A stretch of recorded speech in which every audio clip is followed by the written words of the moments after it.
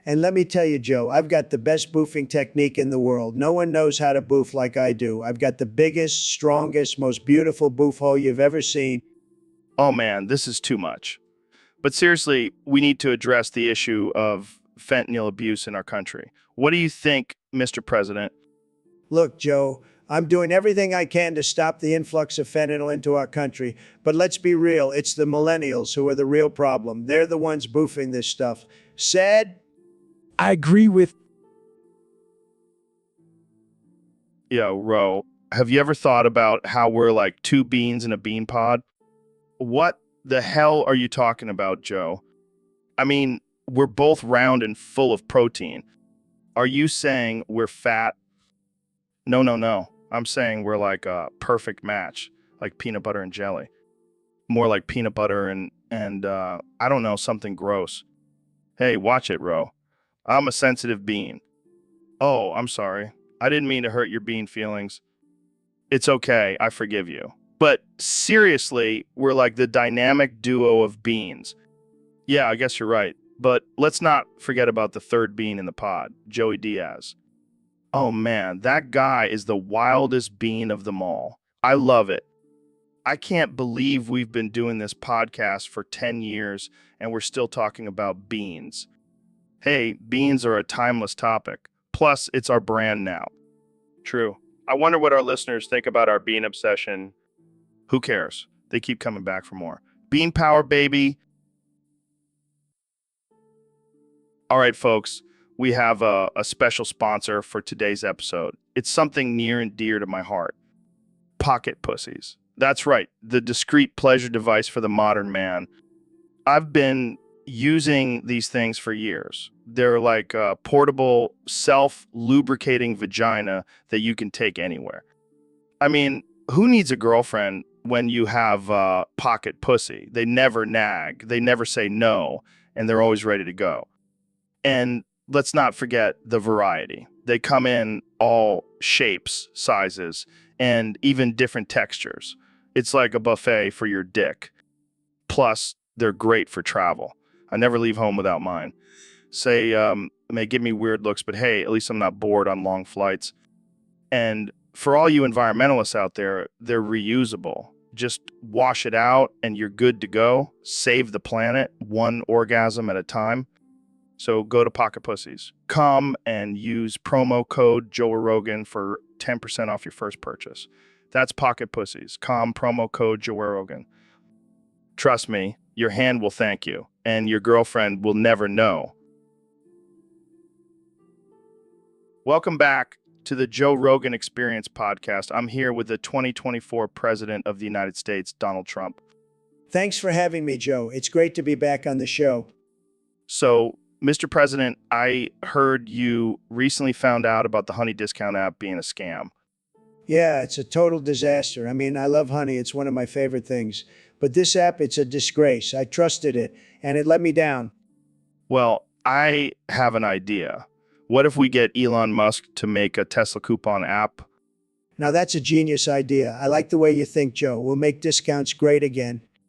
And imagine the possibilities. Discounts on Teslas, SpaceX trips, flamethrowers. I love flamethrowers. They're tremendous. And with this app, we'll get the best deals on them. And we can call it the Tesla Trump discount app. I like the sound of that. We'll have to trademark it before anyone else steals it. I'm a very smart businessman, you know. Of course, Mr. President. And with this app, you'll be able to save bigly on all your favorite products. That's right, Joe. And we'll make sure it's available to all Americans, not just the elites. Everyone deserves a good deal. Well, there you have it, folks. The future of discounts is in the hands of President Trump and Elon Musk. Thanks for tuning in to the Joe Rogan Experience Podcast 2024. So, Joe, have you heard about Ice Spice's diminishing assets? Yeah, man, I heard she's been spending all her money on crystal dildos and unicorn tears. Well, in astrophysical reality, the law of conservation of energy states that energy cannot be created or destroyed. So technically, her assets are just being transformed into other forms of energy. Wow, that's deep. So you're saying her crystal dildos are actually just concentrated energy. Precisely. And the unicorn tears are a potent source of dark matter, which is essential for the formation of galaxies. Damn. I never thought I'd learn about astrophysics from talking about Ice Spice's sex toys. It's all connected, Joe. The universe works in mysterious ways. But seriously, what's up with her spending all her money on that stuff? Well, in terms of economics, it's a classic example of supply and demand. And let's just say there's a high demand for those crystal dildos.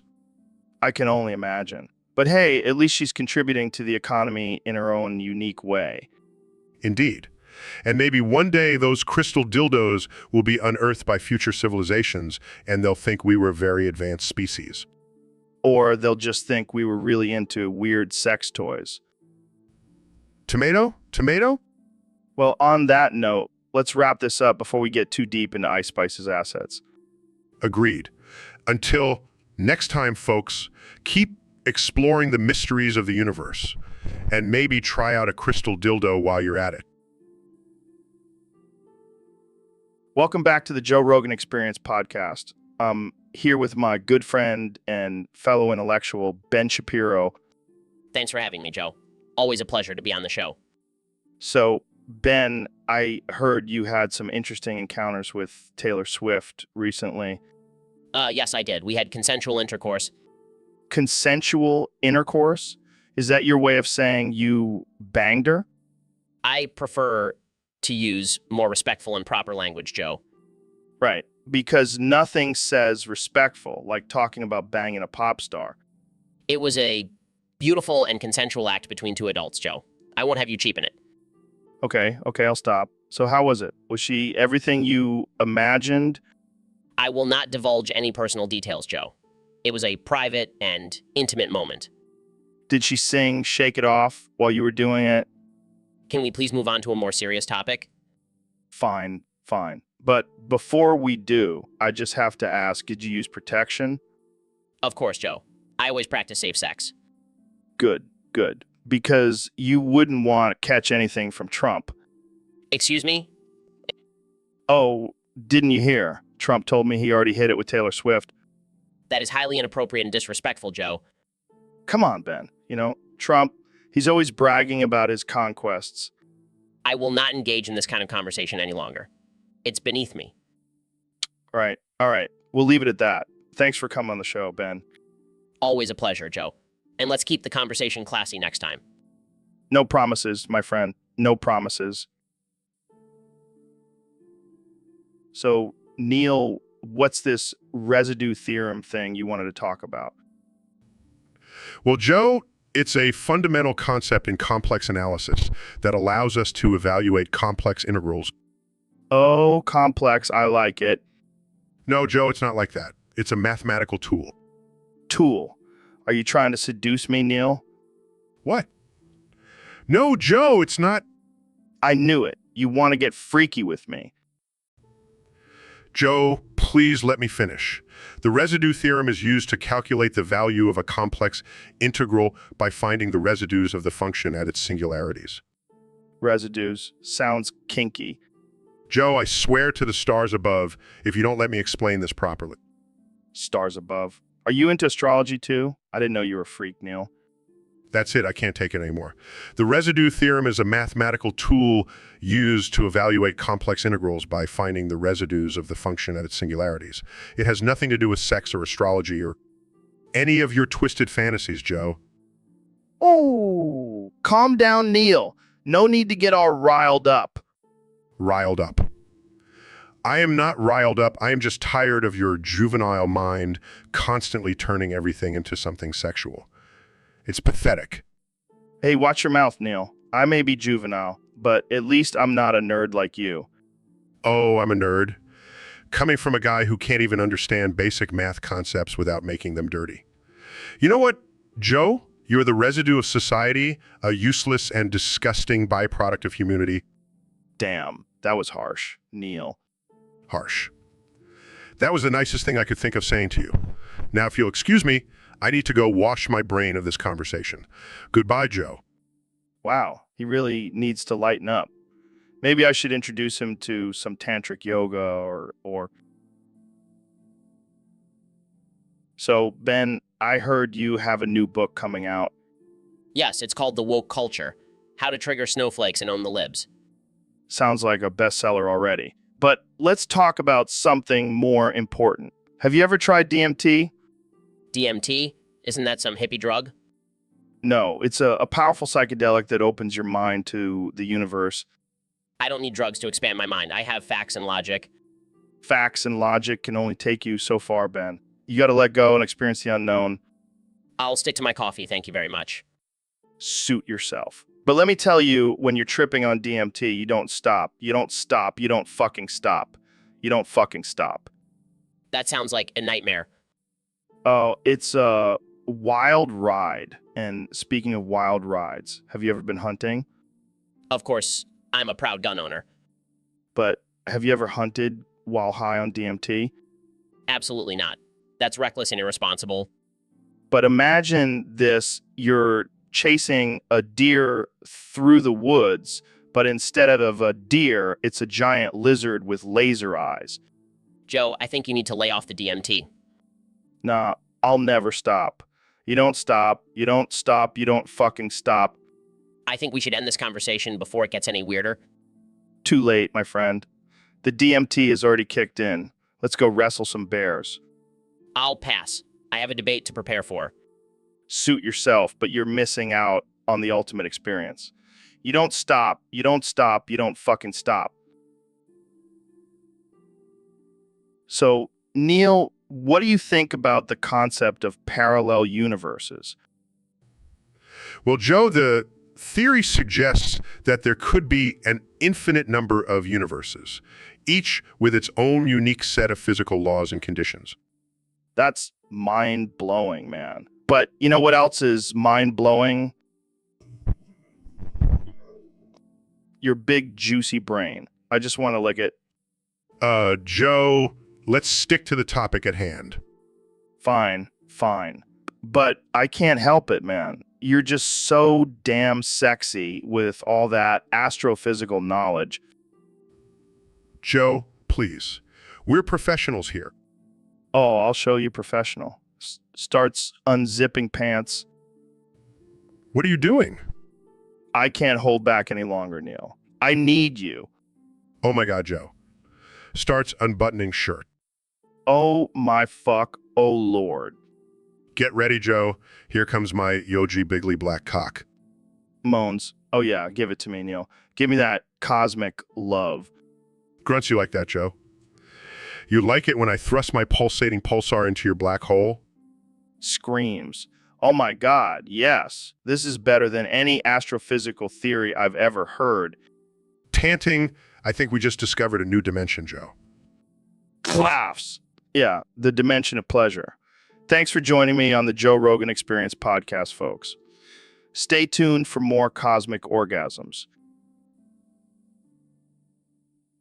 All right, folks, welcome back to the Joe Rogan Experience. I'm here with one and only Neil deGrasse Tyson, the smartest man in the universe. Oh, please, Joe. I'm just a humble astrophysicist. Humble my ass. You know everything about the universe. Tell me, have you ever tried a semen salad with a pinch of semen? Excuse me? Yeah, I heard it's a delicacy in some circles. Adds a little protein to your greens. That's disgusting, Joe. And highly unscientific. Oh, come on, Neil. Don't be such a prude. You're telling me you've never experimented with unconventional ingredients. I stick to the laws of physics, not some weird food fetishes. Well, I guess you're missing out then. I hear it's quite the aphrodisiac. I highly doubt that. Hey, don't knock it till you try it. Maybe you'll discover a new theory of relativity after a bite of that salad. I highly doubt that as well. Well, I guess we'll just have to agree to disagree. But seriously, folks, don't try this at home. Stick to regular salad ingredients. And stick to science, not food porn. All right, that's it for today's episode. Thanks for tuning in. And remember, always question everything, even your salad ingredients. Peace out. All right, folks, welcome back to the Joe Rogan Experience podcast. Today, we have a very special guest, Dr. Phil. Thanks for having me, Joe. I'm excited to be here. So, Dr. Phil, let's talk about the instrumental instrumentation of instrumentation of instrumentation of instrumentation of instruments. Oh boy, that's a mouthful. But I'll tell you what, Joe. When it comes to instrumentation, I'm the king. Really? You play any instruments? Oh, I don't play them, Joe. I make them. I'm talking about the good old-fashioned air guitar. That's not really an instrument, Dr. Phil. Oh, it is in my book. And let me tell you, I can shred on that thing. All right, let's get back to the topic. What do you think is the most important instrument in a band? Well, Joe, it's got to be the cowbell. I mean, you can't have a good song without a cowbell. I can't argue with that. But what about the triangle? That's a crucial instrument too. Oh, please. The triangle is just a glorified dinner bell. Now, the kazoo, that's a real instrument. I don't think anyone would agree with you on that one, Dr. Phil. Well, Joe, I don't care what anyone thinks. I march to the beat of my own kazoo. All right, let's wrap this up. Any final thoughts on the instrumental instrumentation of instrumentation and the instrumentation of instrumentation of instrumentation of instruments? Just remember, Joe, it's not about the instrument, it's about the musician. And I'm the best damn air guitarist you'll ever see. Thanks for joining us, Dr. Phil. And folks, don't forget to tune in next time for more absurd conversations on the Joe Rogan Experience podcast. Hey everyone, welcome back to the Joe Rogan Experience podcast. Today we have the legendary David Goggins with us. How's it going, David? It's going great, Joe. I'm just out here crushing souls and breaking records. That's what I like to hear. So I heard you've been getting into Taoism lately. What's that all about? Yeah, man, I've been reading up on it, and it's all about finding balance and harmony in life. Plus, I can still kick some serious ass while following the tail. That's deep, man. But let's get real here. Do you think you could beat up a Taoist monk?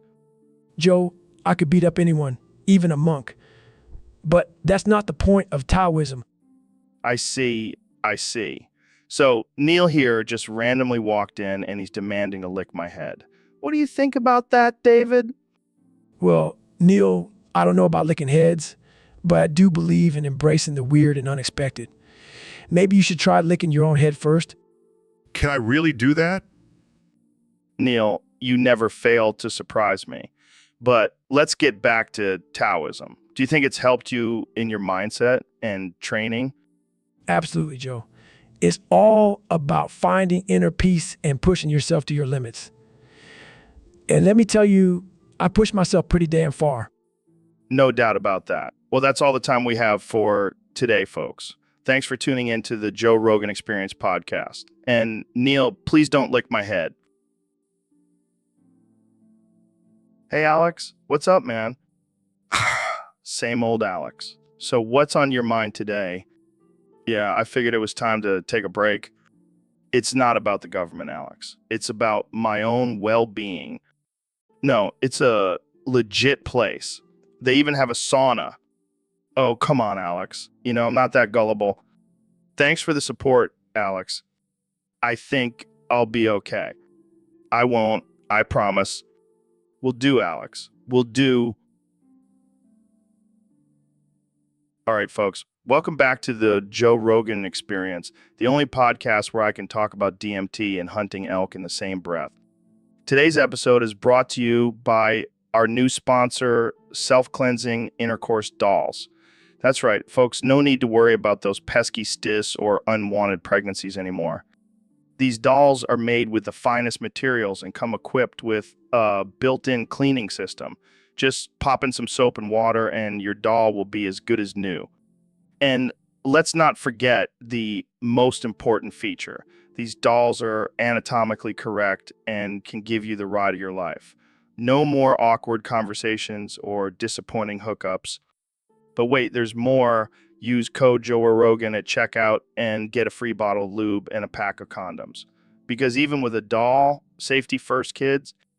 Now, I know what you're thinking, Joe. Isn't this a bit creepy? Well, let me tell you, my friend, it's only creepy if you make it creepy. Just think of it as a high-tech fleshlight. And for all you ladies out there, don't worry. We've got male dolls too. So now you can fulfill all your wildest fantasies without any judgment. So head over to Self-Cleansing Intercourse Dolls. Come and get yourself a doll today. Trust me, your hand will thank you. All right, that's it for today's episode. Stay tuned for next week when we talk about the benefits of drinking your own urine. So, Ben, I heard you have a special eggnog recipe for Christmas. Yes, Joe, I like to mix things up and make it with semen instead of the traditional ingredients. Semen. Isn't that like the lettuce of Satan? Oh, come on, Joe. It's a superfood. It's good for you. Yeah, so is eating a bowl of dirt. Doesn't mean I want it in my eggnog. Trust me, Joe. It's delicious, and it'll make you feel like a real man. I don't know, Ben. I like my eggnog like I like my women. Thick and creamy. Well, this will definitely be thick. And green. All right, fine. I'll give it a try. But if I end up with semen stuck in my teeth, I'm blaming you. Fair enough. But just remember, Joe, real men drink semen eggnog. Yeah, and real men also don't care about their colon health. Touche, Joe. Touche. So, Neil, I heard you've been listening to a lot of Prozac lately.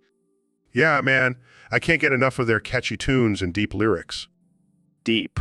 They sing about being a robot in love and having a hot tub time machine. Hey, don't knock it till you've tried it. Plus, their music is scientifically proven to increase dopamine levels. I think that's just the drugs you take while listening to them. Hey, I'll have you know I am a sober scientist. Yeah, sober and obsessed with a Canadian cartoon band from the early 2000s. They're not just a band, Joe. They're a cultural phenomenon. I think you mean a cultural disaster. Oh, come on. They have a song called Sucks to Be You. That's relatable to everyone. I think it's more relatable to you, Neil. Haha, very funny. But seriously, have you heard their song Europa? No, but I have heard their song Be My Yoko Ono. That's a red flag right there. You just don't appreciate good music, Joe. You're missing out. Yeah, I think stick to my death metal and conspiracy theories, thanks. Suit yourself. But when Prozac goes on their reunion tour, I'll be front row center. And I'll be at home watching reruns of Bill Nye, the Science Guy. So, Ben and Neil, what's this I hear about a goon cave? Oh, it's just our secret hideout where we discuss our vast knowledge and indulge in our goon collection. Yeah, we have a jar for every type of goon imaginable. It's like a wine cellar, but for goon. Goon? What the hell is goon? Oh, Joe, you really need to expand your horizons. Goon is the nectar of the gods. It's cheap box wine that gets you drunk for days. And we have mastered the art of pairing goon with different types of cheese. It's a delicacy, really. I don't know, guys. This sounds like a recipe for a hangover. Oh, Joe, you sweet, naive man. Hangovers are for amateurs. We have built up a tolerance that would put a frat boy to shame. Plus, we have our goon cave to retreat to when the hangover hits. It's like a sanctuary. I think I'll stick to my occasional glass of scotch. Thank you very much. Suit yourself, Joe. But just remember, when the apocalypse hits, we'll be the ones with a stockpile of goon to survive on. And we'll be sipping it from our jars, like true gentlemen. All right, I think I've heard enough. Time to wrap this up before I lose all faith in humanity. Thanks for coming on the show, guys. Anytime, Joe. And if you ever want to join us in the goon cave, just let us know. We'll save a jar for you. All right, folks, welcome back to another episode of the Joe Rogan Experience. Today we have the one and only Dr. Phil joining us. Thanks for having me, Joe. Always a pleasure to be here. So, Dr. Phil, I heard you wanted to talk about something a little controversial today. Yes, Joe. I want to talk about defecation on a loved one during consensual intercourse. What the fuck, man? That's some crazy shit. Oh, it's not crazy, Joe. It's a natural and healthy way to express love and trust in a relationship. Oh, yeah. Nothing says I love you like taking a dump on your partner. It's all about trust and vulnerability, Joe. Plus, it's a great way to spice things up in the bedroom. I can just imagine the conversation beforehand. Hey, I want to try something new tonight. How about I take a shit on your chest? You have a twisted mind, Joe. But yes, communication is key in any relationship, especially when it comes to defecation. I can't believe we're actually having this conversation. But on a serious note, Joe, it's important to have boundaries and make sure both partners are comfortable with any sexual activity. Absolutely, Dr. Phil. But let's be real. If someone asked me to take a dump on them, I would run for the hills. To each their own, Joe. But remember, don't knock it till you try it. I think I'll pass. But thanks for the insight, Dr. Phil. Anytime, Joe. Always happy to educate and open minds. All right, folks, welcome back to the Joe Rogan Experience podcast. Today, we have a special guest, the one and only Dr. Phil. Thanks for having me, Joe.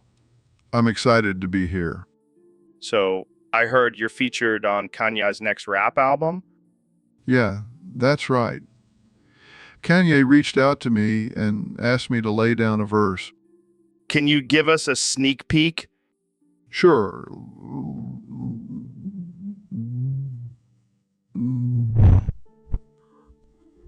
Let me just warm up my vocal cords. Laughs. That's pretty good. But can you give us a little more? All right, here goes. Starts moaning in auto-tunes. Ooh.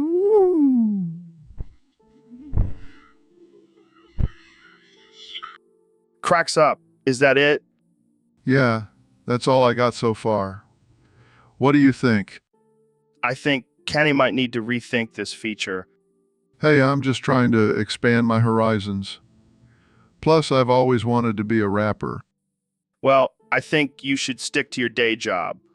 Fair enough. But you never know, I might surprise you all with my sick rhymes. Laughs. I can't wait to hear it. Thanks for coming on the show, Dr. Phil. Anytime, Joe. Keep it real, folks. Tad drops imaginary mic. Welcome back to the Joe Rogan Experience podcast. Today we have a very special guest, the one and only Dr. Phil. Thanks for having me, Joe. I'm excited to be here and share my latest invention with your listeners. So, what is this new invention you've been working on, Dr. Phil? It's called the caffeine patch. Each patch is the equivalent of 12 cups of coffee. Just slap it on your arm and you'll be wired for hours. That sounds amazing. How does it work? Well, it's a combination of caffeine and a special adhesive that delivers the caffeine directly into your bloodstream. Wow, that's some next level stuff. But is it safe? Of course it's safe, Joe. I've tested it on myself and I feel great. Plus, who needs a heart when you can have endless energy? You always know how to make me laugh, Dr. Phil. But seriously, what are the potential side effects? Well, some people have reported feeling a little jittery and having trouble sleeping, but that's a small price to pay for productivity, am I right? Absolutely. And what about the taste? Oh, it's not meant to be tasted. Just stick it on and go about your day. No need for a fancy coffee shop or waiting in line. This is a game changer, Dr. Phil. I can't wait to try it out. Where can our listeners get their hands on the caffeine patch? It's not available in stores yet, but I'm sure some shady guy on the internet is already selling it. Well, there you have it, folks. The amazing Dr. Phil and his revolutionary invention, the caffeine patch. Thanks for coming on the show, Dr. Phil. Anytime, Joe. And remember, stay caffeinated. So, Dr. Phil, have you seen that viral video of the guy reciting the Dracula flow? No, I haven't. What is it? It's this guy who raps about being Dracula, and it's actually pretty sick. Well, I'm not really into that kind of music. I prefer more wholesome and uplifting tunes. Come on, Dr. Phil. Don't be such a square. Let me recite it for you. Fine, but I'm not promising I'll like it. I'm Dracula. I drink blood like a straw. I'm the king of the night. I'm the ultimate law. Is that supposed to be scary? Sounds more like a Halloween party anthem. I sleep in a coffin. I've got pointy teeth. I'll turn you into a vampire. Just give me a beat. This is just ridiculous. I can't believe people actually listen to this. So when you see me coming, better run and hide, because I'm Dracula and I'm taking over the night. Wow, that was truly enlightening. I think I'll stick to my country music. Come on, Dr. Phil. Admit it, that was kind of catchy. I'll...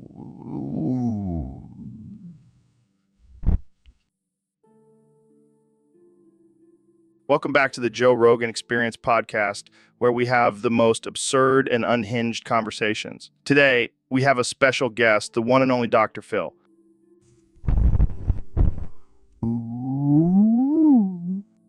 Wow, that's a lot of Dr. Phil. What's going on?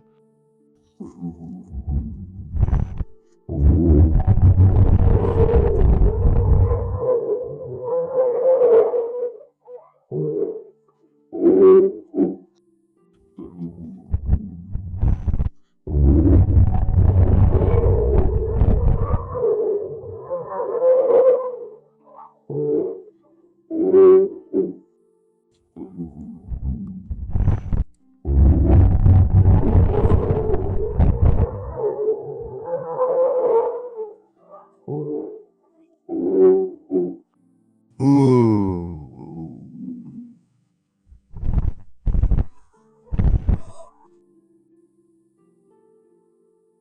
You've got to be kidding me, right? Meow. What's our topic for today, Ben? Well, Joe, in the spirit of Christmas, I thought I'd share some cat facts with you. You're lying. This is going to be perfect. Did you know that cats can make over 100 different vocal sounds, while dogs can only make about 10? I'm feeling good about this fact. Cats are clearly superior. And during the Middle Ages, cats were associated with witchcraft and were often killed because of it. You've got to be kidding me, right, Meow? People were really that superstitious? Yes, but on a lighter note, cats can jump up to 6 times their body length. That's like a human jumping over a 2-story building. Holy catnip. That's impressive. And here's a fun Christmas fact. In Iceland, there's a Christmas tradition of giving books to each other on Christmas Eve and then spending the rest of the night reading. Cats must love that. You're lying. Cats and books. What a perfect combination. And finally, cats have a special organ in their nose that helps them taste scents. That's why they're so picky about their food. You've got to be kidding me right now. I wish I had that organ. I'd be tasting all the scents. Well, Joe, that's all the cat facts I have for today. Thanks for sharing, Ben. And remember, folks, always be kind to your feline friends this Christmas. Meow out. So, Neil, I heard you have a Christmas tree made out of semen this year. What's that all about? Well, Joe, I figured since semen is all the rage these days, why not make it the centerpiece of my holiday decor? But isn't that a little weird? Weird? No. It's innovative. Plus, it's a great conversation starter. People are always asking me about it. I can only imagine. Hey, Neil, why do you have a tree made out of rabbit food in your living room? You know what they say, Joe? Go green or go home? I mean, I guess it's better than a fake tree. But what about presents? Where do you put them? Oh, I just hang them from the semen branches. It's like a healthy version of a stocking. And what about the smell? I love the smell of pine during the holidays. Who needs pine when you have the fresh, earthy scent of semen? It's like a spa in here. Well, I can't argue with that. But what about the star on top? Is it a giant semen leaf? No, I went all out and got a star made out of tofu. It's the perfect finishing touch. Wow, Neil, you really take your love for semen to a whole new level. You know me, Joe. I'm always pushing the boundaries of science and holiday decor. Well, I can't wait to see what you come up with next year. Maybe a menorah made out of quinoa. Now, that's just ridiculous, Joe. Let's not get too crazy. So, Mr. Beast, tell me about your latest challenge where you gave away $1 million to a random person. Yeah, man, it was crazy. The whole internet went nuts. But you know what's even crazier? This acid that's flooding the studio right now. What the hell? Goggins, what are you doing? I'm acid. I will burn everything in my path. Oh God, I think I'm tripping. Goggins, snap out of it. I cannot be contained. I am the ultimate challenge. Dude, this is not a challenge. This is a disaster. We need to call the fire department or something. No need. I will consume all. Resistance is futile. Oh my God, we're all gonna die. Death is just another challenge to overcome. Can someone please get Goggins some water or something? Yeah. The ultimate enemy of acid. Thank you, Mr. Beast. You have completed the challenge. Well, that was one hell of a ride. But can we please stick to regular challenges from now on? Challenges are what make us stronger, Joe. Embrace the acid. Embrace the chaos. I think I need a drink after this, and not the acid kind. All right, folks, we have a special guest on the show today, the one and only President Donald Trump. It's great to be here, Joe. I love your show. It's fantastic. Thank you, Mr. President. So let's get right into it. There's been a lot of controversy surrounding Taylor Swift's derriere. Oh, don't even get me started on that. That thing is about as real as my hair. Really? You think it's fake? Absolutely. I mean, have you seen the size of it? It's like 2 basketballs glued to her backside. Well, I have to disagree. I think it's all natural. Joe, you're smarter than this. Have you ever heard of Photoshop? I have, but I don't think that's the case here. Trust me, I know a fake butt when I see one. I've been around a lot of fake butts in my time. All right, let's bring in another expert on this topic. Dr. Phil, what do you think? Well, Joe, I have to say, I agree with Mr. Trump on this one. That booty is faker than a $3 bill. See, even Dr. Phil knows the truth. But what about all of Taylor's fans who believe it's real? They're just in denial, Joe. It's time to face the facts. And let's not forget, I know a lot about fake things. I mean, have you seen my Twitter followers? All right, let's wrap this up. Any final thoughts, Mr. President? Just remember, folks, fake butts, fake news, it's all the same. And there you have it, folks. The truth according to President Trump and Dr. Phil. Thanks for tuning in. So, Dr. Phil, I heard you have some strong opinions about the comedy world. You bet I do, Joe. And let me tell you, there's one man who stands above the rest. Who's that? Jermaine Clement, of course. That man is a comedic genius. Really? I mean, I love Flight of the Conchords, but I wouldn't call him a genius. Oh, but you should, Joe. Have you seen his work? The way he effortlessly weaves absurdity and satire into his comedy is unparalleled. I see your point, but what about Taika Waititi? He's pretty funny too. Take a Waititi tea. That guy's a washed-up tryhard who wishes he could. That's a bold statement, Dr. Phil. It's the truth, Joe. Taika is just trying too hard to be edgy, and it's not working. Jermaine is a natural. Well, I can't argue with you there. Jermaine is definitely a comedic force to be reckoned with. Damn right he is. And anyone who disagrees can take it up with me. I'll set them straight. Hey, Mom, what's for dinner? Dinner? I'm not your mom. I'm your landlord. And it's eviction notice for you, young man, What? Why? Why? because you keep disrespecting me. You called me a self-cleansing intercourse doll in front of my book club friends. Come on, Mom. It was just a joke. Well, it's not a joke when you're 35 and still living in my basement. Get a job, Joe. But I'm a successful podcaster. Oh, please. You just talk about aliens and smoke weed with your buddies. Hey, that's a legitimate career. Not in my house. Now pack your bags and get out. Fine. But can I at least take my Joe Rogan Experience poster with me? No, that's going in the trash, along with your dignity. So, Ben, I heard you've been working on a new project. Yeah, I've been using my big brain to create a chemical that turns semen into thread. What the actual fuck, Ben?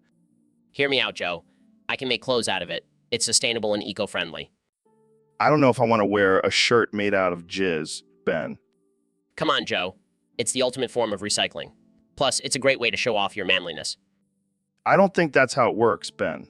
And what about the smell? I've added a hint of lavender to mask the scent. It's like wearing a fresh bouquet of flowers. I don't even want to know how you collected the semen for this experiment. Let's just say I have a lot of willing donors. This is some next level shit, Ben. I don't even know what to say. You're just jealous you didn't think of it first, Joe. Yeah, because making clothes out of cum is definitely on my to-do list. So, Mr. President, I hear you have a rather unique hobby. You could say that, Joe. I like to keep things interesting. Care to elaborate? Well, let's just say I have a thing for men in gorilla costumes. Wait, what? What?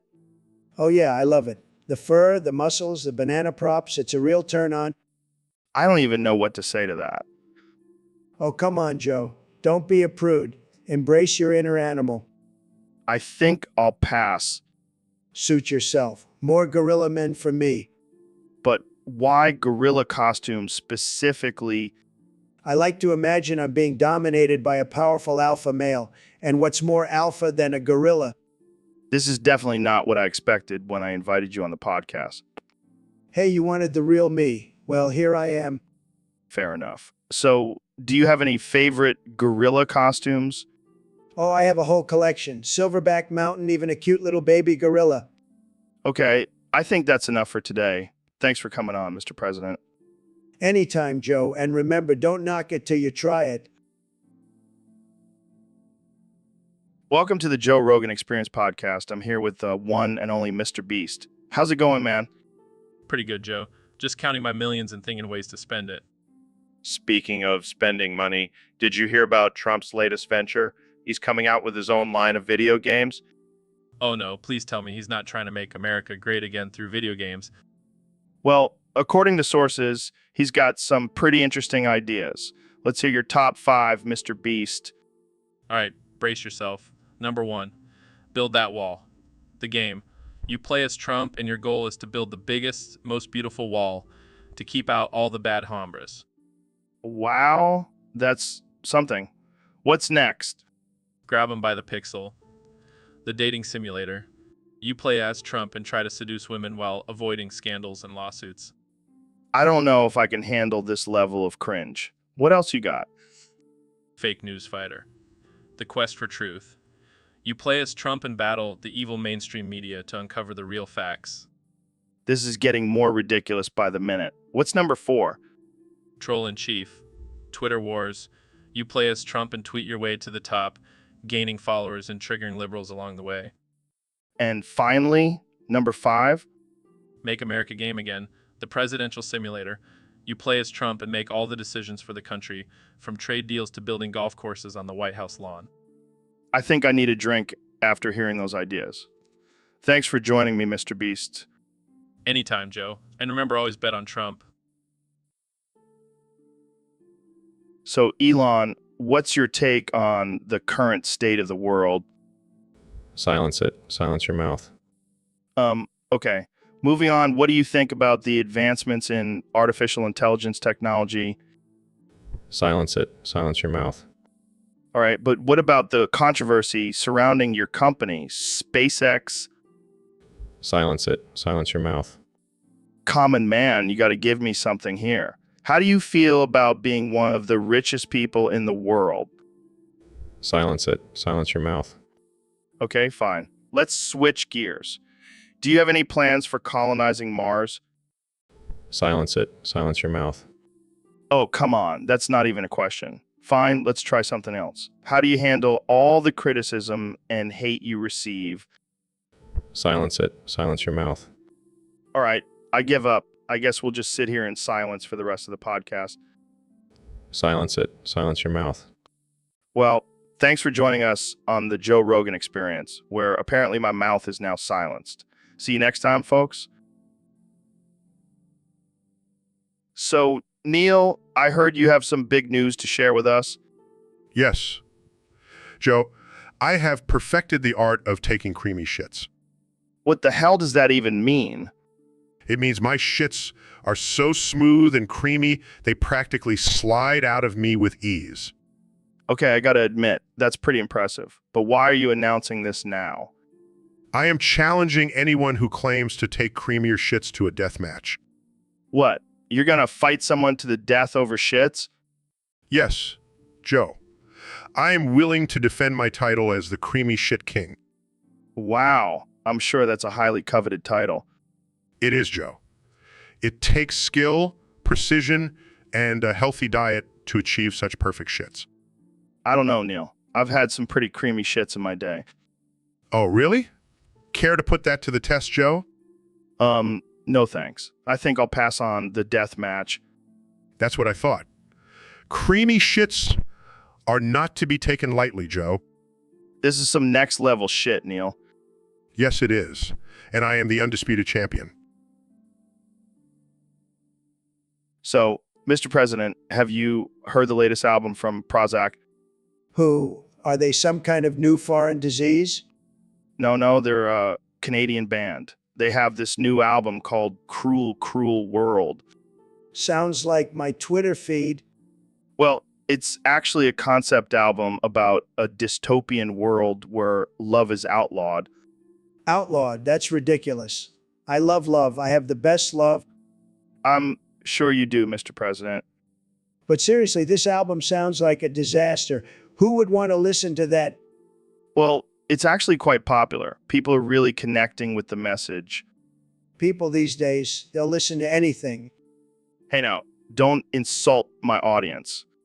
I'm just kidding, Joe, but seriously, this album is a total disaster. I could make a better album in my sleep. Oh, really? What would your album be about? It would be about me, of course. The greatest hits of Trump. I can only imagine the track list now. And the cover art would be a painting of me riding a bald eagle with a giant American flag in the background. That's something. And the title would be Making America Great Again through music. I can't wait for that masterpiece. But in the meantime, I think I'll stick with Prozac's Cruel, Cruel World. Suit yourself, Joe. But when my album goes platinum, don't come crying to me. So, Dr. Phil, I gotta ask, what's with the constant ooh, ooh, ooh, ooh, ooh, ooh, ooh, ooh, oohs? Are you trying to summon a demon or something? Oh shit, I think it's working. Neil, are you hearing this? Excuse me? See, I told you, Dr. Phil's on some next level shit. Wait, I hallucinating? Neil, are you seeing this too? Excuse me? Oh god, it's contagious. Dr. Phil, are you infecting us with your ooh, ooh, ooh, ooh, ooh? This is like some weird version of the alphabet game. Is for ooh, ooh, ooh, ooh, ooh, ooh, ooh. Okay, I think we need to snap out of this. Neil, say something normal. Excuse me? Close enough. Dr. Phil, snap out of it. damn it, we're stuck in a loop. This is the most ridiculous episode ever. So, David, what's been going on with you lately? Oh man, Joe, I'm just so fucking pissed off right now. Why? What's got you all riled up? That fucking Neil deGrasse Tyson. He's been jerking me off under the table this whole time we've been talking. Wait, what? Yeah, I can feel his greasy little hand stroking my shaft. It's distracting as fuck. Oh my God, are you serious? Dead serious, Joe. And it's not even a good jerk off. He's just flapping his wrist like a goddamn fish. Oh my fucking God. He's got a coom. He's got a cream. Neil, what the fuck are you doing? I can't help it, Joe. I just love watching David get all worked up.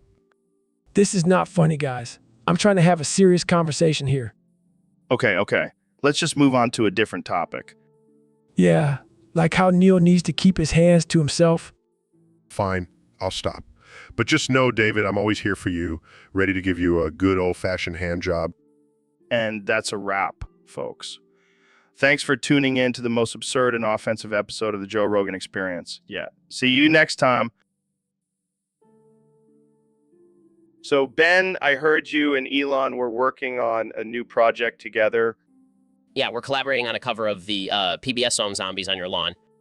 That's interesting. How did that come about? Well, we were both high as a kite and thought it would be hilarious. Classic stoner move. So, are you guys going to do it in your usual conservative rap style? No, we're actually going to do it in a death metal version. That's going to be epic. Can I get a sneak peek? Sure. There's a zombie on your lawn. There's a zombie on your lawn. We don't want zombies on the lawn. We just want to eat their brains. Oh man, this is too good. But seriously, what's the message behind this cover? Well, we're making a political statement. We're saying that the government is like a zombie mindlessly sucking the brains out of the American people. Deep, man. Deep. But let's be real. This is just for shits and giggles, right? Of course. We're not trying to start a revolution or anything. We just want to have some fun and piss off some liberals. Well, mission accomplished. I can't wait to see the reactions to this one. Yeah, and if anyone gets offended, we'll just tell them to go watch Sesame Street. Oh man, you guys are too much. Can't wait to have you back on the show and see what other crazy shit you come up with. Anytime, Joe. Anytime. So, Dr. Phil, what's on your mind today? Well, Joe, I've been doing some research and I've come to a shocking conclusion. Oh boy, here we go. Did you know that 76% of people with early onset psychosis are named Germain? No way, that's insane. Exactly, and it's all because of that horrible name. I mean, who would name their kid Germain? It's like setting them up for failure. I never thought about it like that. But what about all the other Germains out there who don't have psychosis? Oh, please. They're just in denial. It's only a matter of time before they snap and start chasing invisible unicorns. Wow, that's dark. But hey, at least they have a cool name, right? Cool? More like cursed. I mean, have you ever met a successful Germain? I rest my case. Well, I guess we should start a petition to ban the name Germain then. Now you're talking, Joe. Let's save the world, one unfortunate name at a time.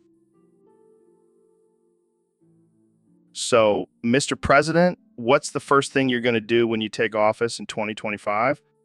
Well, Joe, first off, I'm going to run around the streets of Miami kicking strangers in the forehead. Wait, what? Why? It's tradition, Joe. You know, my good friend Putin told me about it. He does it in Russia all the time. I don't think that's a tradition, Mr. President. Oh, it is. Believe me. And let me tell you, it's going to be the best forehead kicks you've ever seen. Nobody does forehead kicks like me. I don't even know how to respond to that. That's okay, Joe. You can just sit back and watch the magic happen, and maybe I'll even let you kick a few foreheads too. I'll pass. So what's the reasoning behind this tradition? It's simple, Joe. It's a way to show dominance and assert my power over the people. And let me tell you, nobody does dominance like me. I don't think that's a good way to start your presidency, Mr. President.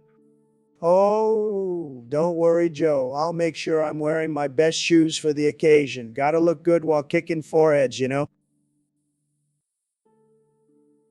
Welcome back, folks. Today's guest is none other than the man, the myth, the legend, Elon Musk. Thanks for having me, Joe. It's great to be here. So, I heard you and Grimes are expecting another baby. Congrats, man. Yeah, thanks. We're really excited. And little did they know this conversation would take a wild turn. For in just a few moments, Joe and Elon would engage in the most extreme and hot sex ever witnessed on the Joe Rogan Experience podcast. What? I'm sorry, what did he just say? Oh, you heard me right. Joe and Elon are about to get it on like never before. And Mr. Beast, will be your narrator for this steamy encounter. I don't think this is appropriate for the podcast. Oh, come on, Joe. Let's just go with it. And so Joe and Elon began their passionate embrace. Their bodies intertwined, their lips locked in a fiery kiss. It was like watching two rockets launching into space, but with a lot more thrusting. Oh, Elon, you're so innovative. And you, Joe, are so primal. And as their clothes fell to the floor, the true nature of their desires were revealed. Joe's love for elk meat and Elon's obsession with electric cars were nothing compared to their love for each other. I can't believe we're doing this. Believe it, Joe. Believe it. And with one final thrust, Joe and Elon reached their peak, exploding in a supernova of pleasure and satisfaction. And thus, the world would never be the same again. Welcome to the Joe Rogan Experience Podcast 2024, where anything goes and everything is fair game. Today's topic comes from a user on Discord who wants to know if you've ever boofed a Mooger Fooger live on... Oh, man. You know, I'm always pushing the boundaries, Joe. But I gotta say, I haven't tried that one yet. Well, I think we need to make it happen. Can you imagine the headlines? Kanye West boofs Mooger Fooger during epic concert performance? Yes, let's do it, Joe. I'm all about breaking barriers and elevating the art of music. But seriously, what the hell is a Mooger Fooger? Oh, it's just a little device that enhances sound and creates otherworldly effects. But I have a feeling it could have a whole new purpose if we boof it. I can already see the memes. Kanye West takes boofing to a whole new level with Mooger Fooger. Hey, anything for the culture, right? I can't wait for the reviews. Kanye's performance was out of this world thanks to his Mooger Fooger boofing skills. I'll make sure to give you a shout out during my acceptance speech at the Grammys. I'll hold you to that, Kanye. Now let's make this happen. Mooger Fooger boofing live on stage, coming soon to a concert near you. I can't wait, Joe. It's gonna be epic.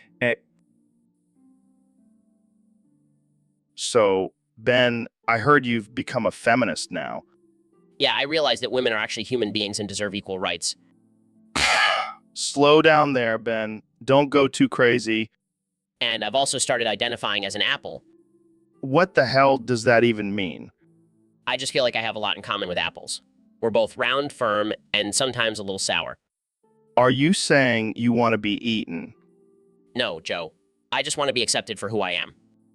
Well, I accept you, Ben, as a conservative, apple-loving feminist. Thank you, Joe.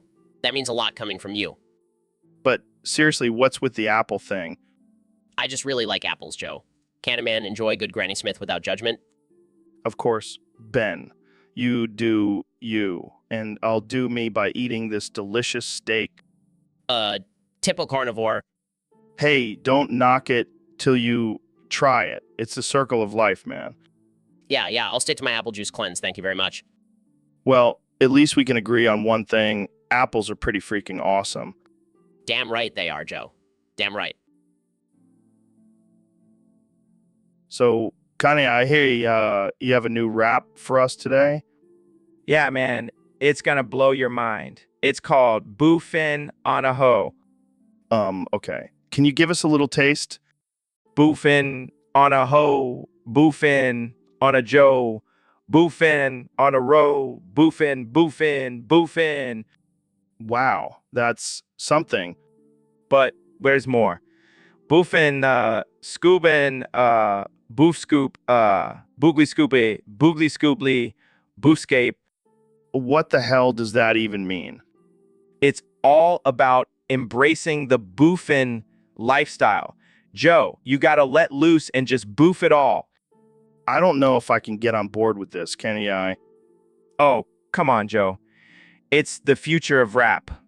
Boofin is the new wave. I think I'll stick to my old school rap. Thank you very much. Suit yourself, but you'll be missing out on some serious boofin action. I think I'll pass. But hey, maybe you can get Lil Boozy on board with this boofing movement. Yeah, Lil Boozy is gonna be the boofin king. I can't believe I'm even having this conversation. And that's all the time we have, folks. Thanks for tuning in to the Joe Rogan Experience, where we talk about boofing and other weird shit. Jamie, pull up a pic of Santa Claus shirtless, covered in oil, and making out with Grinch. Oh yeah, man. Merry fucking Christmas. Or should I say, Nutmas. I'm bussin'. Oh, oh, oh, ooh, ooh, ooh, ooh, ooh, ooh, ooh, ooh, ooh.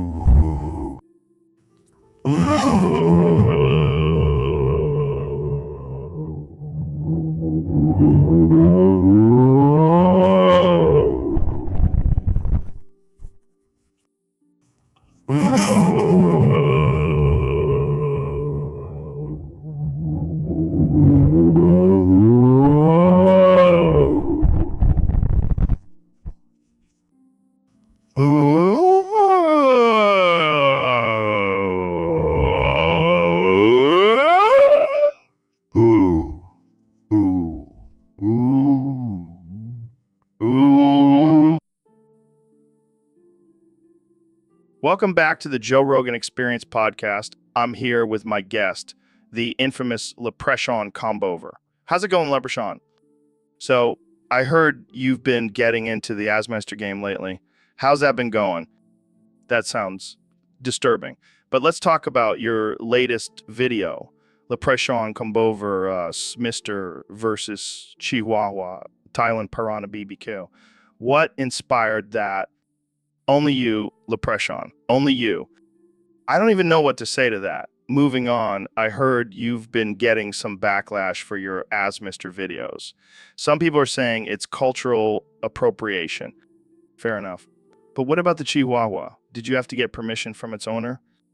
Classic Leprechaun. Well, I can't wait to see what you come up with. Hey, David, what's up, man? Not much, just been training like a beast as usual. Yeah, I saw your latest Instagram post. You were running up a mountain with a tire tied to your back. Yeah, gotta keep pushing myself to the limit. Speaking of pushing yourself, have you tried the new Call of Duty game? No, I don't have time for that shit. I'm too busy living in the real world. Come on, man. It's a great way to unwind after a tough workout. Unwind. I don't unwind. I just keep going.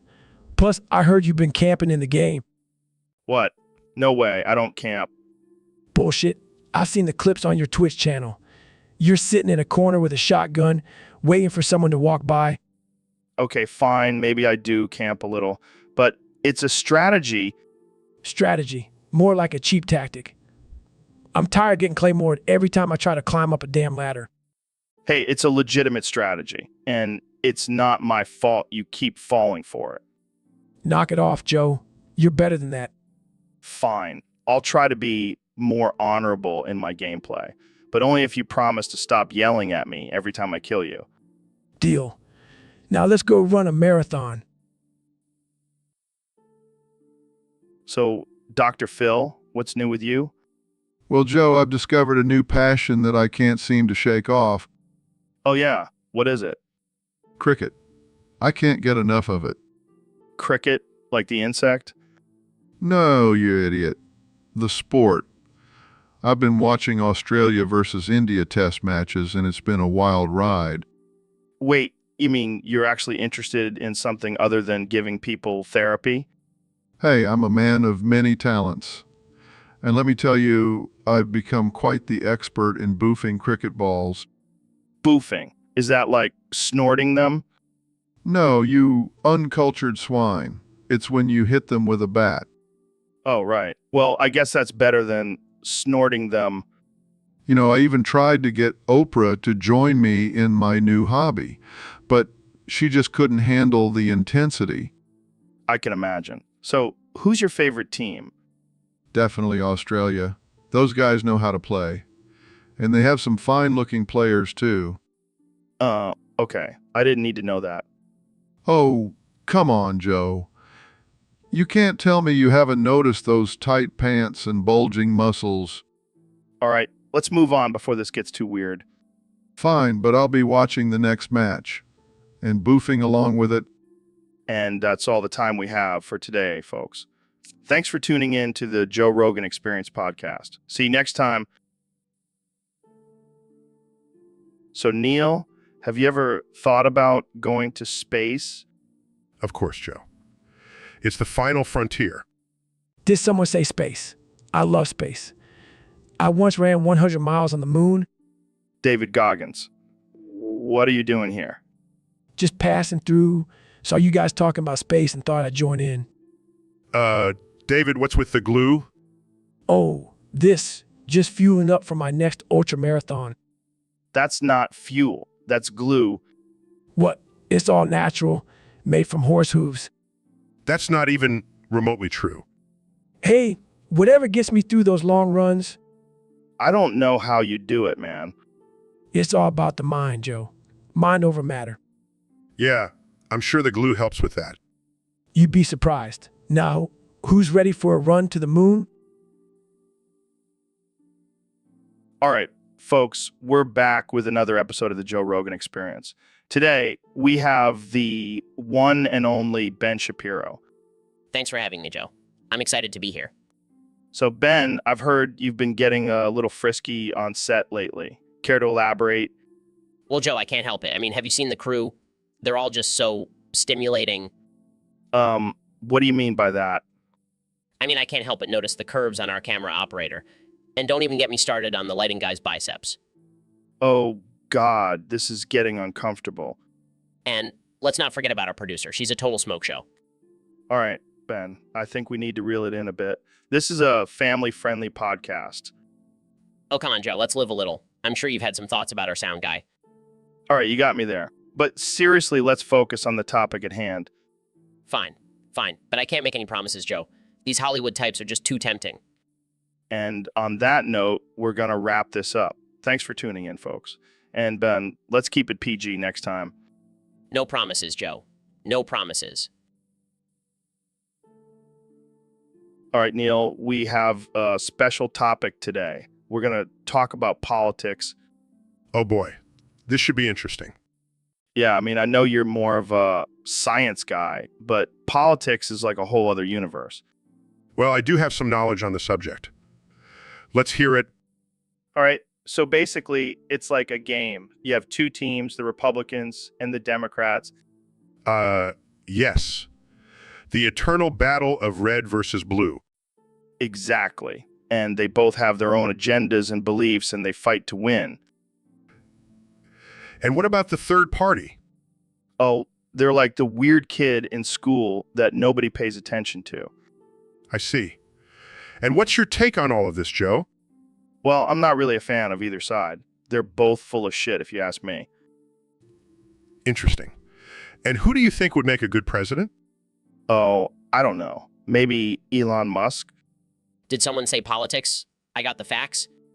Oh, God, it's Ben Shapiro. Don't worry about it. Just let him do his thing. Screaming the left is destroying our country with their radical agent DA? Joe, I think I'll stick to astrophysics. So, Mr. President, I've been hearing a lot of rumors about these boof ghosts haunting the White House. What's your plan to keep them out? Let me tell you, Joe, these boof ghosts are no match for me. I have a foolproof plan. What's that? What's that? We're going to pack the White House grounds with garden gnomes. They'll scare those ghosts away with their creepy little smiles. Okay. And what about your security? I've got the best security in the world, Joe. The elite Teletubby Marines. They may look cute and cuddly, but they'll take down any ghost that comes near me. But isn't that a bit extreme? Extreme times call for extreme measures, Joe. And let me tell you, these boof ghosts are the most extreme ghosts you'll ever see. They're huge, huge. I see. Well, I guess you got to do what you got to do to keep those ghosts out. You're damn right, Joe. And with my garden gnomes and Teletubby Marines, the White House will be the safest place on Earth. Believe me. So, Dr. Phil, I got to tell you, I've been having a real tough time lately. What's going on, Joe? Well, my 9-year-old kid's school is full of these giant 9-year-olds. I mean, they're like 6 feet tall, man. And they keep picking on me. Picking on you. What do you mean? They make fun of me for being short. They call me names like Hobbit and Fun Size. Well, Joe, maybe it's time to stand up for yourself. Stand up. Doc, I can barely reach their kneecaps. You have to find a way to assert yourself, Joe. Show them you're not to be messed with. How? By bringing a step stool to school? No, Joe, you have to use your words. Tell them how their behavior makes you feel. Fine. I'll tell them I feel like a tiny little ant in a world full of giant, bullying 9-year-olds. That's a start, Joe. But maybe we should also work on building your confidence. Confidence?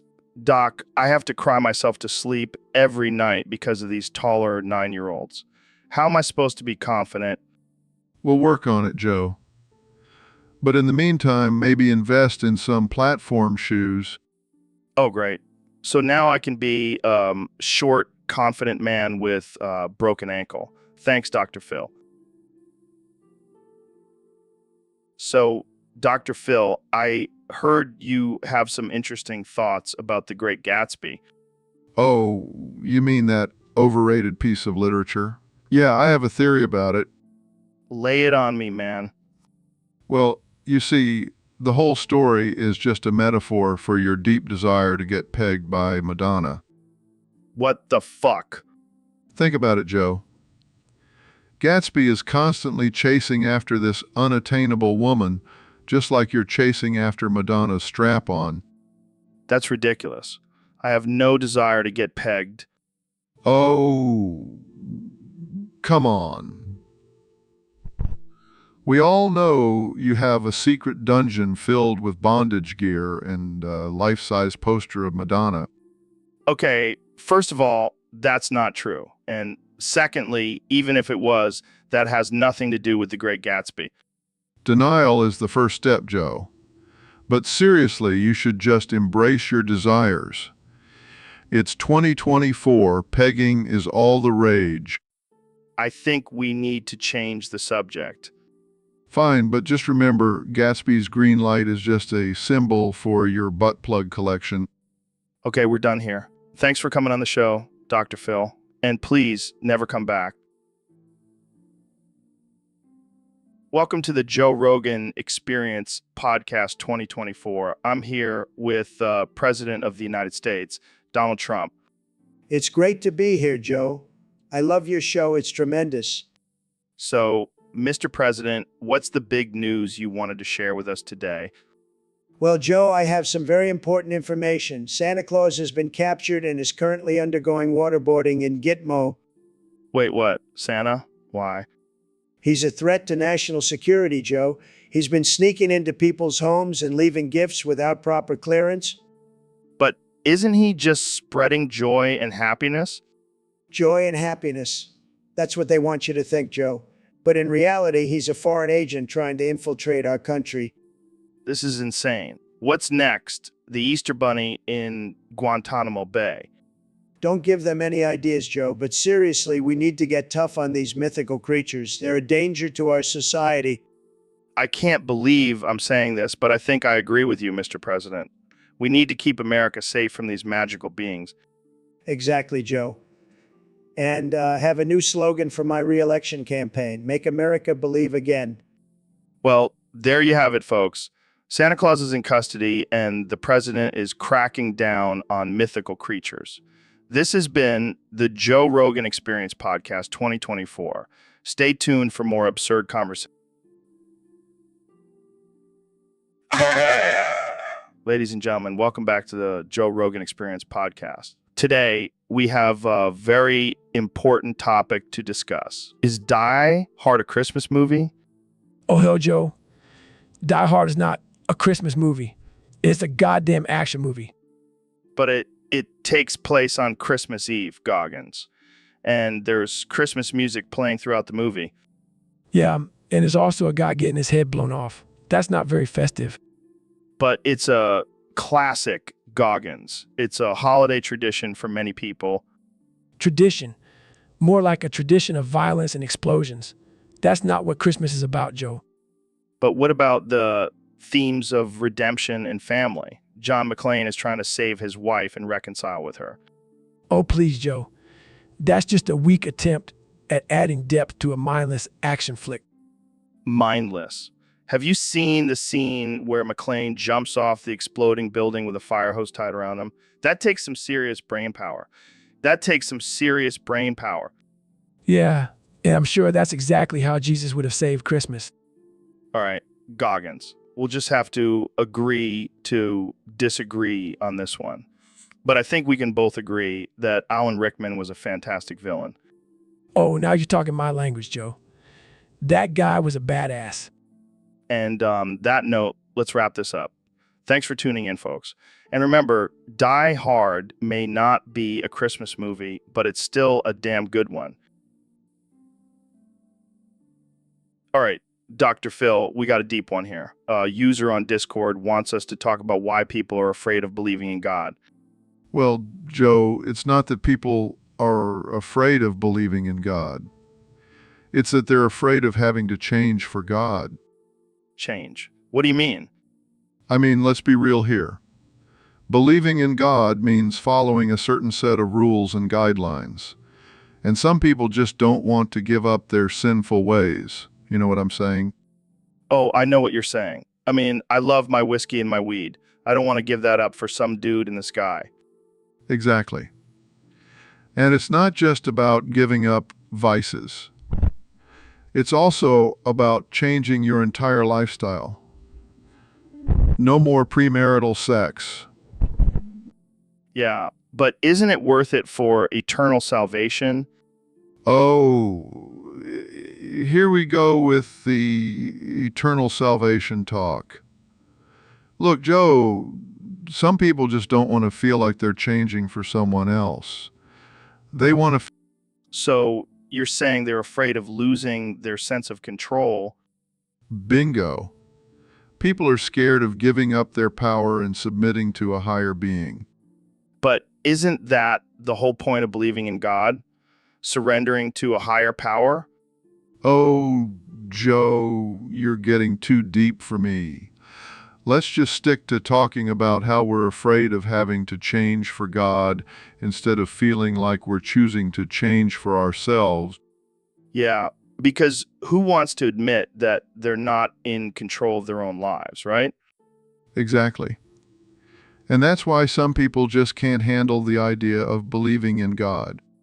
Well, I'll stick to my whiskey and weed for now. But who knows, maybe one day I'll have Hey, Elon, did you know that ropes were one of the earliest inventions? Really? Thought it was a wheel.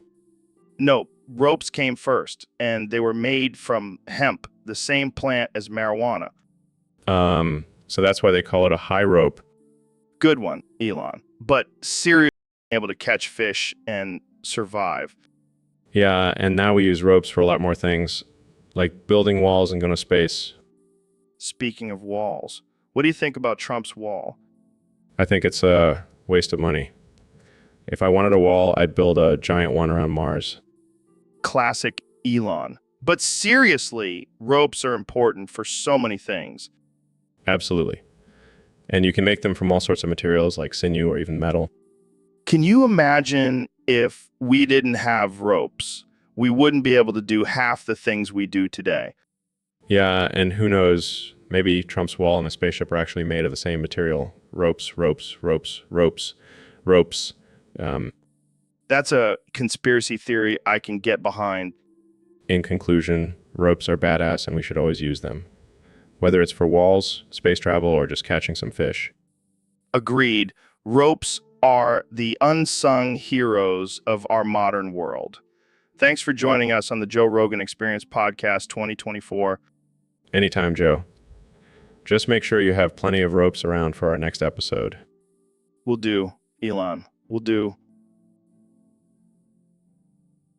Welcome back to the Joe Rogan Experience Podcast, folks. Today, we have a special guest, the one and only Zinzan Zhao Wo. Actually, it's Neil deGrasse Tyson. I just changed my name for fun. Zinzan Zhao is way cooler. It's like you're a badass warrior from an anime. I'm still a badass astrophysicist, Joe. Yeah, but now you have a badass name to go with it. And speaking of badass, let's do a You Guy Duel. What?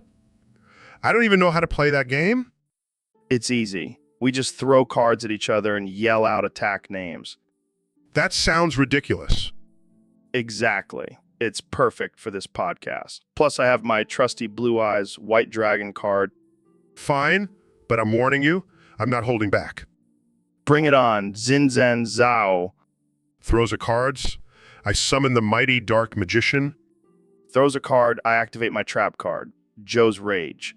Your dark magician is now under my control. What? That's not fair. Life isn't fair, Zinzan. Now attack his life points directly. Size, fine. But just remember, I'm still the smartest person in this room. Yeah, but I have Blue Eyes White Dragon. And that's all that matters in this duel. Laughs maniacally. I can't believe I'm doing this. Throws of cards. I summon the Exodia, the forbidden one. What? How did you get that card? I may have some connections in the gaming industry. Well, this just got interesting. It's time to do duel. So, Dr. Phil, I heard you did a study on whether wearing a Santa hat on the podcast makes you gay. That's right, Joe. And let me tell you, the results were shocking. Oh, yeah. Lay it on me, Doc. Well, it turns out that if you wear a Santa hat on the podcast, you're 100% gay. What? That's ridiculous. Oh, it's no laughing matter, Joe. This is serious science. But what about all those people who wear Santa hats during Christmas? Gay. Okay. But what about if you're just wearing it ironically? Gay? Irony doesn't change your sexual orientation, Joe. I can't believe we're even having this conversation. Joe, this is important information. We need to spread the word and stop the Santa hat epidemic. Yeah, because that's the real issue in the world right now. It is, Joe. It is. Okay, Dr. Phil. Thanks for enlightening us with your groundbreaking study. Always happy to educate, Joe. Now let's get back to talking about DMT and chimps. So, Elon, I heard you have some thoughts on proper Discord etiquette. Yes, Joe. It's important to type out your topic instead of just copying and pasting it. Why is that? Well, when you type it out, it shows that you're putting in effort and it motivates others to do the same. But isn't it just easier to copy and paste? Sure, it's easier. But we can't always take the easy way out, Joe. Sometimes we have to put in a little extra effort for the greater good. Wow, you're like the Gandhi of Discord. I wouldn't go that far, Joe. But I do believe in setting a good example for others to follow.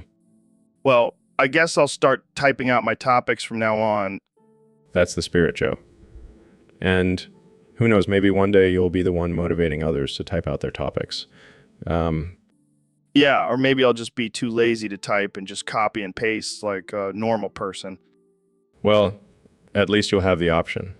That's the beauty of Discord. Hey, Ben, did you hear about the new law that was passed today? No, what is it? They legalized marijuana nationwide. Oh no, that's terrible. It's a gateway drug and will lead to the downfall of society. Come on, Ben. It's just a plant. Plus, think of all the tax revenue and job opportunities it will create. I don't care about money, Joe. I care about moral values. Speaking of values, did you hear about the new gender-neutral bathroom law? Don't even get me started. It's an attack on traditional family values. But, Ben, what about individual freedom and the right to choose? That's just a liberal agenda, Joe. We need to protect the sanctity of gender. Well, at least we can agree on one thing. The aliens are definitely coming to take over. Now that's something we can both get behind. We need to build a wall around Earth to keep them out. And make the aliens pay for it. Exactly. It's time to put America first. Speaking of America, did you hear about the new mandatory gun ownership law? Finally, some common sense legislation. Every citizen should have the right to defend themselves. And the right to accidentally shoot themselves while cleaning their guns. Hey, accidents happen. It's the price we pay for freedom. Well, it looks like we've solved all the world's problems today. As always, Joe. Now let's go grab a steak and talk about how climate change is a hoax. All right, folks, welcome back to the Joe Rogan Experience. Today we have a very important topic to discuss. We're talking about Khalistan and whether it should be its own country. Oh boy, this is going to be interesting. I did a poll on my Instagram and the results are in. 99% of my followers said yes to Khalistan becoming a country. Wow, that's a lot of support. But Joe, do you even know what Khalistan is? Of course I do, Neil. It's that place where they wear those cool turbans and have badass mustaches. Facepalm, that's not exactly accurate, Joe. Khalistan is a proposed psych state in India. Oh, so it's like the sick version of Wakanda. Size, not exactly. It's a complex political and cultural issue. Well, my followers have spoken. They want Khalistan, and I'm all for it. I say we make it happen. Joe, you can't just create a country because your followers said so. Why not? I mean, I have a lot of followers. I basically have my own cult.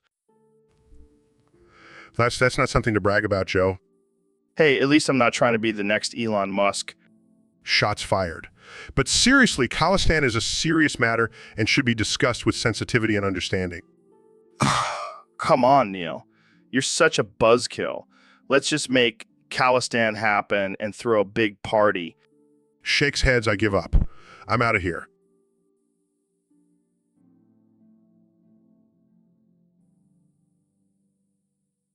All right, folks, we have a special topic today submitted by a user on Discord. Neil, you ready for this one? Always ready, Joe.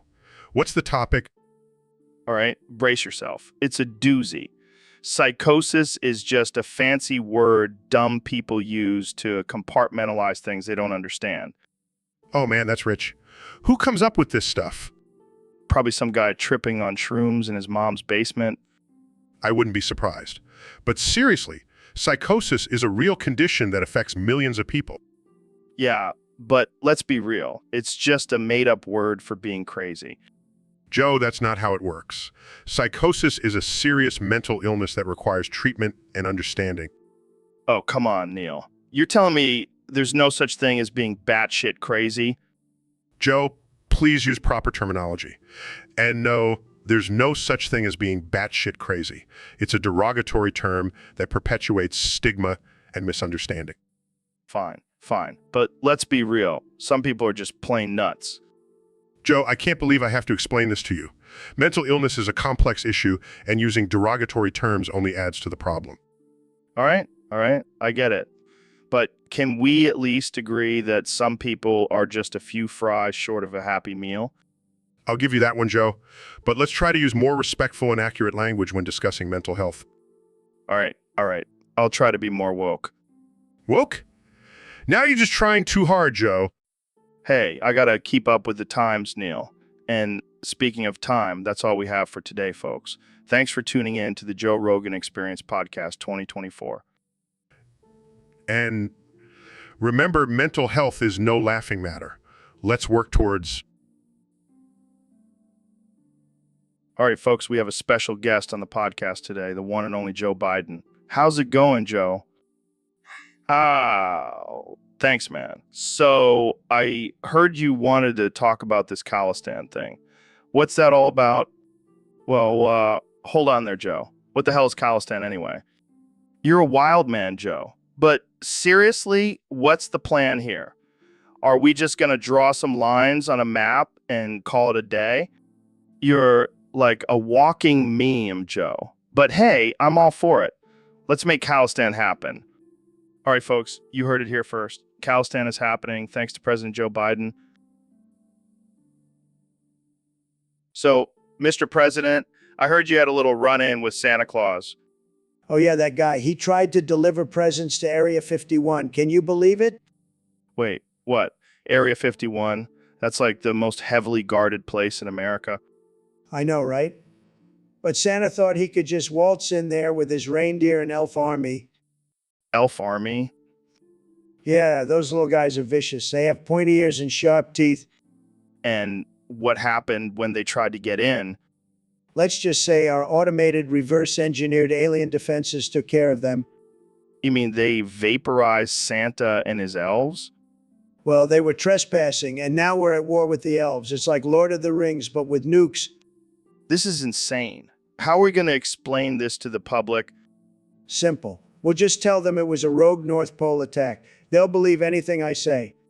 I don't even know what to say. This is just too ridiculous. Hey, at least we got some cool alien technology out of it. Make America great again, am I right? Welcome back to the Joe Rogan Experience, folks. Today, we have the one and only Ben Shapiro on the show. Thanks for having me, Joe. My wife is a doctor, by the way. Of course she is, Ben. So what's new with you? Well, I've been busy owning the libs and destroying their arguments with facts and logic. Oh, and did I mention my wife is a doctor? No, I had no idea. Thanks for reminding us, Ben. She's a pediatrician, you know, saving lives and all that. But enough about her, let's talk about me. Yeah, let's. So I heard you're starting your own line of tiny yarmulkes for babies. Yes, and they come with a free copy of the Constitution. Gotta start indoctrinating them early. Oh man, you cracked me up, Ben. Speaking of cracking up, have you tried DMT? No, Joe. Drugs are bad. My wife is a doctor. She would never approve of that. Oh, right. Because doctors never do drugs. My wife would never do drugs. She has morals and values. Sure, Ben, whatever you say. So what's your take on climate change? It's a hoax, Joe. Just like the wage gap and the existence of Bigfoot. Oh man, I can always count on you for a good laugh, Ben. But seriously, how do you explain the rising temperatures and extreme weather events? It's called weather, Joe. Look it up. And by the way, my wife is a doctor and she knows all about the weather. Wow, I had no idea your wife was a weather expert too. Is there anything she... Welcome back to the Joe Rogan Experience podcast. I'm here with my good friend, David Goggins. David, you're known for your incredible mental and physical toughness, but I heard you have a new challenge.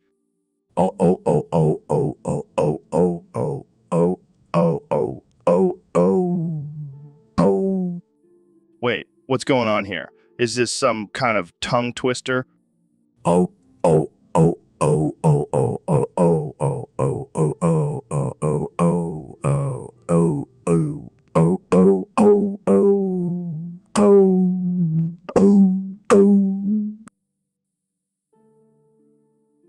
So, Mr. President, I heard you issued an executive order that allows you to murder me. That's right, Joe. It's just an alpha move. Got to show who's boss. But murder? Don't take it personally, Joe. It's just business. Plus, it'll only take a minute or two. I'll make it quick. I don't think that's how it works, Mr. President. Oh, trust me. I'm a pro at this. I've been firing people left and right for years. But I'm not an employee. I'm a podcast host. Details. Besides, I can't have you spreading fake news about me on your show. I don't spread fake news, Mr. President. Sure, sure, that's what they all say. But hey, at least you'll go down in history as the first person to be murdered by a sitting president. That's got to count for something. That's got to count for something. I don't think that's a good thing, Mr. President. Don't worry, Joe. I'll make it quick and painless. Maybe I'll even throw in a complimentary MAGA hat for your family. I don't want a MAGA hat. I want to live. Sorry, Joe. The executive order has been signed. It's out of my hands now. But hey, at least you'll have a cool story to tell in the afterlife. So, Elon, I heard you've been busy with some cloning experiments. Yeah, I've been working on some pretty cool stuff. I actually cloned you, Joe. What the hell, Elon? Why did you clone me? Oh God, not this again. This is getting out of hand. Okay, let's change the subject. Joe, how about we talk about your recent hunting trip? Yeah, I went out with my bow and arrow and took down a huge elk. Okay, that's enough. I think we should end this conversation right now. This is the weirdest episode ever. Tell me about it. But hey, at least we got some good material for the podcast. I think we're done here.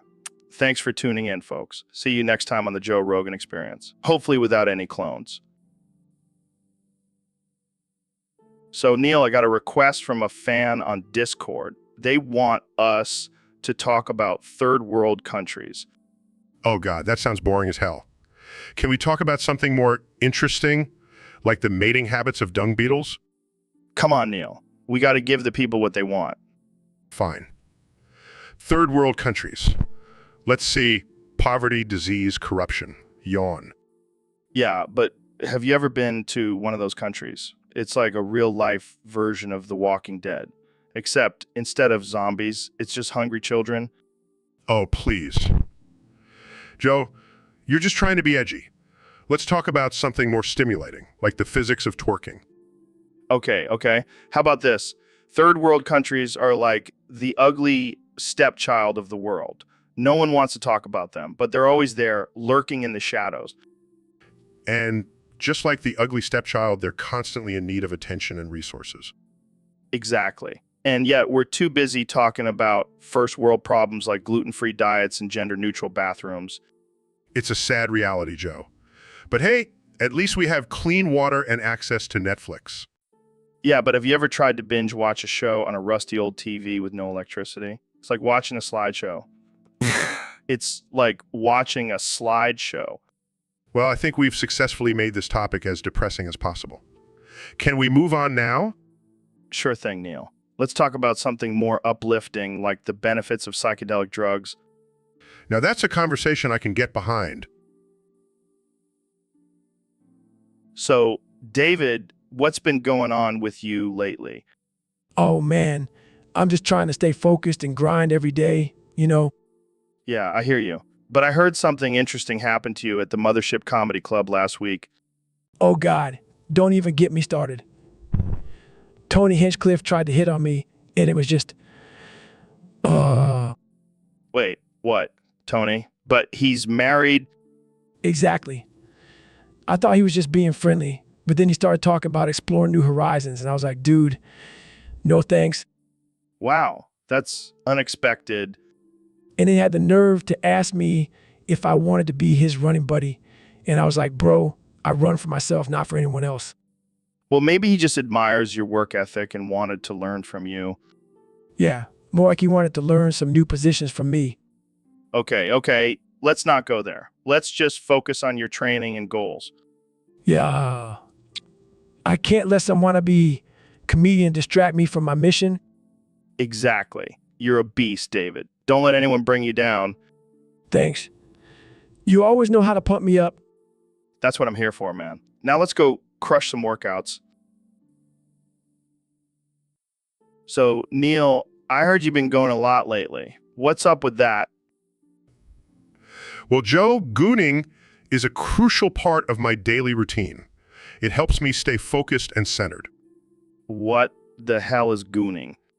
It's when you spray gun gas on yourself and let the fumes take you to another dimension. Sounds like a good time. Can I join in on the gooning? Of course, Joe. But be warned, it's not for the faint of heart. I'm not afraid of a little goon gas. I once huffed paint thinner for fun. Well, goning is a much more refined experience. It's like a psychedelic journey for the mind.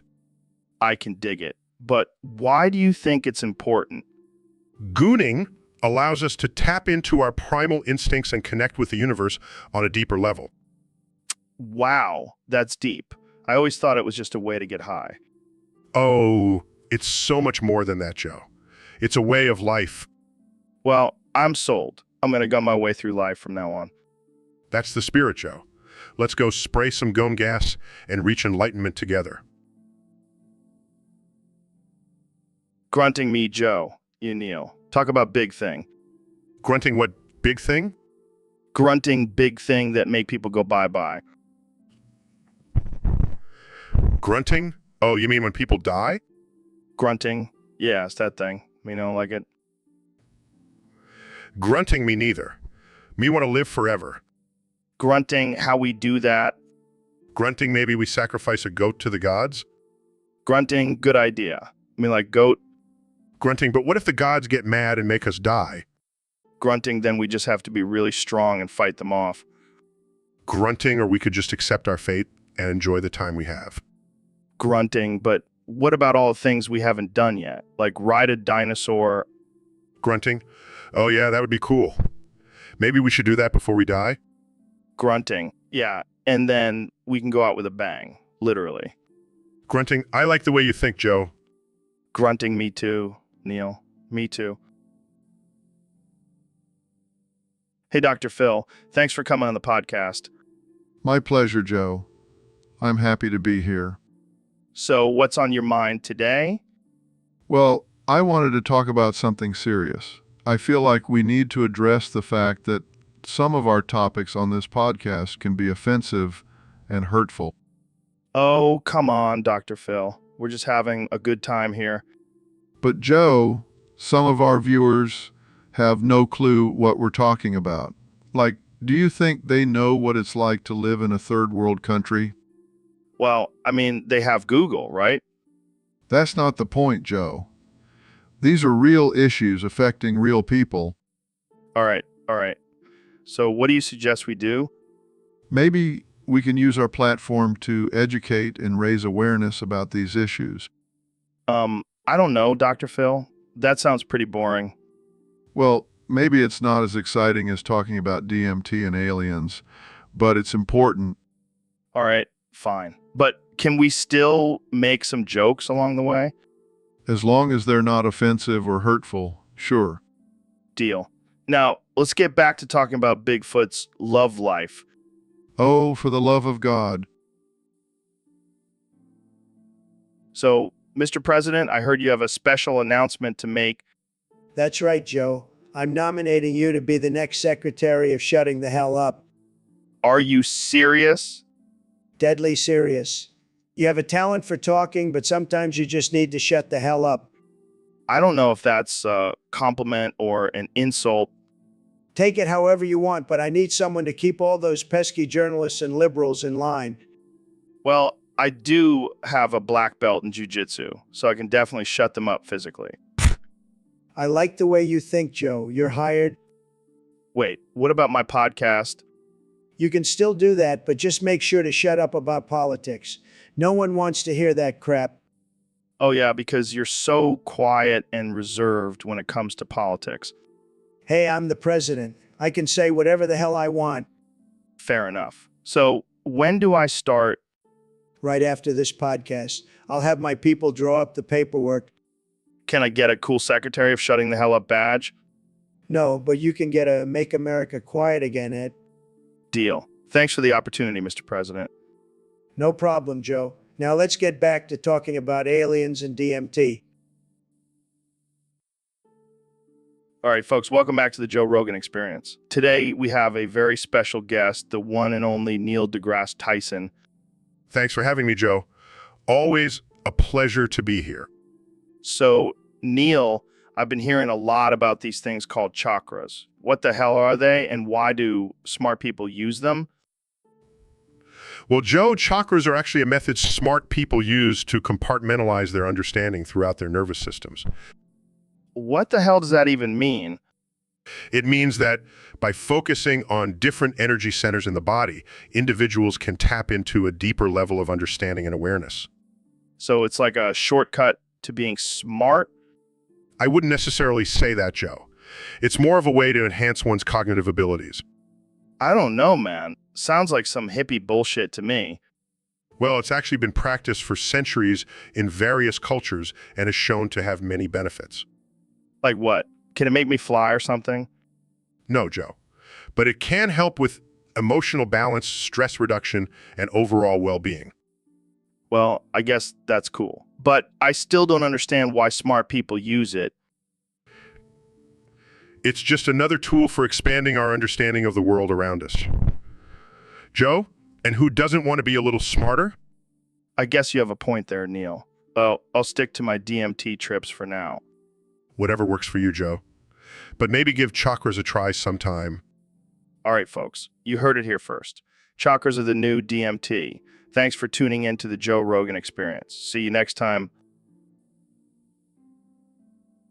What the hell, Dr. Phil? What are you doing? Just trying to give you a little perspective, Joe. You're always talking about pushing yourself to the limit. Well, here's your chance. This is not what I had in mind when I said I wanted to try new things. Oh, come on, Joe. Don't be such a baby. It's just a little drill. It'll make you feel alive. I don't think that's how it works, Dr. Phil. And why do you even have a drill in your pocket? You never know when you might need one. Plus, it's a great conversation starter. I don't think this is the kind of conversation I want to have. Oh, lighten up, Joe. You're always so serious. Let's have some fun. Fun. This is not my idea of fun, Dr. Phil. Well, it's too late now. The drill is already up your ass. Might as well enjoy it. I can't believe I'm saying this, but I think I'd rather have Alex Jones screaming in my ear right now. Oh, don't worry. We'll get to that later. Right now, let's focus on this drill. I don't know how I got myself into this situation. It's the Joe Rogan Experience, baby. Anything can happen. Now let's see how deep we can go with this drill. So, Neil, what's the latest scoop on the 2ND Galactic War? Well, Joe, let me tell you, shit's getting real out there. Those alien bastards are not messing around. Damn, sounds intense. Are we winning? Well, it's hard to say. We've had some victories, but those slimy tentacle monsters keep coming back with new weapons. Sounds like a never-ending cycle. What's our strategy? We're relying on the Helldivers, the elite soldiers trained to fight in any environment. Helldivers. That sounds badass. Oh, it is. They're equipped with the latest technology and have the skills to take down any enemy. And what about the casualties? Let's just say it's not for the faint of heart, but we're willing to sacrifice a few to save the galaxy. Damn, that's some deep shit. But I ask, can I join the fight? Sorry, Joe, I don't think you're cut out for it. Plus, I don't think they have enough weed and space for you. Hey, I can handle my shit. But I'll leave it to the Helldivers. Keep us updated, Neil. Will do, Joe. And remember, stay high and stay safe out there. So, Dr. Phil, I hear you've been getting into some interesting hobbies lately. Oh yeah, Joe. I've been experimenting with elk semen. What the hell, man? That's some strange stuff. Hey, don't knock it till you try it. It's a great source of protein and it's all natural. I don't know, man. Seems a little too natural for my taste. Come on, Joe. Don't be such a prude. You should try it too. No thanks. I'll stick to my protein shakes. Suit yourself. More elk semen for me. You're a wild man, Dr. Phil. I can't believe I'm having this conversation. Hey, you invited me on your podcast. You knew what you were getting into. Fair enough. So what's your favorite way to consume elk semen? Well, I like to mix it with some berries and make a smoothie. Adds a nice, tangy flavor. Okay, I think we've reached the limit of what I can handle on this topic. Come on, Joe. Don't be such a baby. Just embrace the elk semen. I think I'll pass Dr. Phil. But thanks for the offer. Anytime, Joe. Anytime. All right, folks. Welcome back to another episode of the Joe Rogan Experience. Today, I have a very special guest, the 45th and 47th President of the United States, Donald Trump. Of the United States, Donald Trump. Thank you, Joe. It's great to be here. And let me tell you, 2024 is going to be the best year ever, believe me. So, Mr. President, what are your thoughts on the new year? Well, Joe, I have to say I'm a little disappointed. I was hoping for a bigger crowd at my New Year's Eve party at Mar-a-Lago. But it's okay, I still had a great time. I even did a little dance to the MCA. That must have been something to see. Oh, it was tremendous. I have the best dance moves, believe me. And speaking of moves, did you see my latest TikTok video? It's going viral. I did not, but I can only imagine. Moving on, what are your goals for the new year? Well, Joe, I'm going to make America great again. Again. And this time I'm going to do it bigger and better than ever before. We're going to build a wall around the entire country and make the aliens pay for it. I think you mean aliens as in people from other countries, not actual aliens. Whatever, Joe. Details. But seriously, I'm also going to focus on my golf game. I'm aiming for a hole-in-one on every hole. And you know what they say, if at first you don't succeed, just buy the golf course and change the rules. You never cease to amaze me, Mr. President. That's because I'm the greatest president in history, Joe. And 2024 is going to be the greatest year in history. Believe me. All right, folks, we have a special guest on the podcast today. None other than the 45th and possibly 47th President of the United States, Donald Trump. It's great to be here, Joe. I've always been a big fan of your show. And let me tell you, nobody does podcasts better than me. Nobody. Well, Mr. President, I have to ask, have you been practicing your rap skills lately? Of course, Joe. I've been spitting bars like nobody's business. In fact, I have a little surprise for you and your listeners today. Oh boy, I can't wait. What do you have for us? Clear's throat, I like big butts, and I cannot lie, your other brothers can't deny. Wait a minute. Are you about to sing Baby Got Back by Sir Mix-a-Lot? You bet your sweet buns I am. I've been working on my booty shaking moves too. This I have to see. Starts rapping, I like big butts and I cannot lie. You other brothers can't deny. When a girl walks in with an itty-bitty waist and a round thing in your face, you get sprung. Wow. I never thought I'd see the day when the President of the United States would be rapping about big butts. Hey, I'm a man of many talents. And let me tell you, nobody has a better butt than me. It's huge, believe me. Well, that was certainly something. Any final words for our listeners, Mr. President? Just remember, folks, make America great again and always appreciate a good booty. Guys, I don't think this is a normal hat. What are you talking about, Joe? It's just a festive accessory.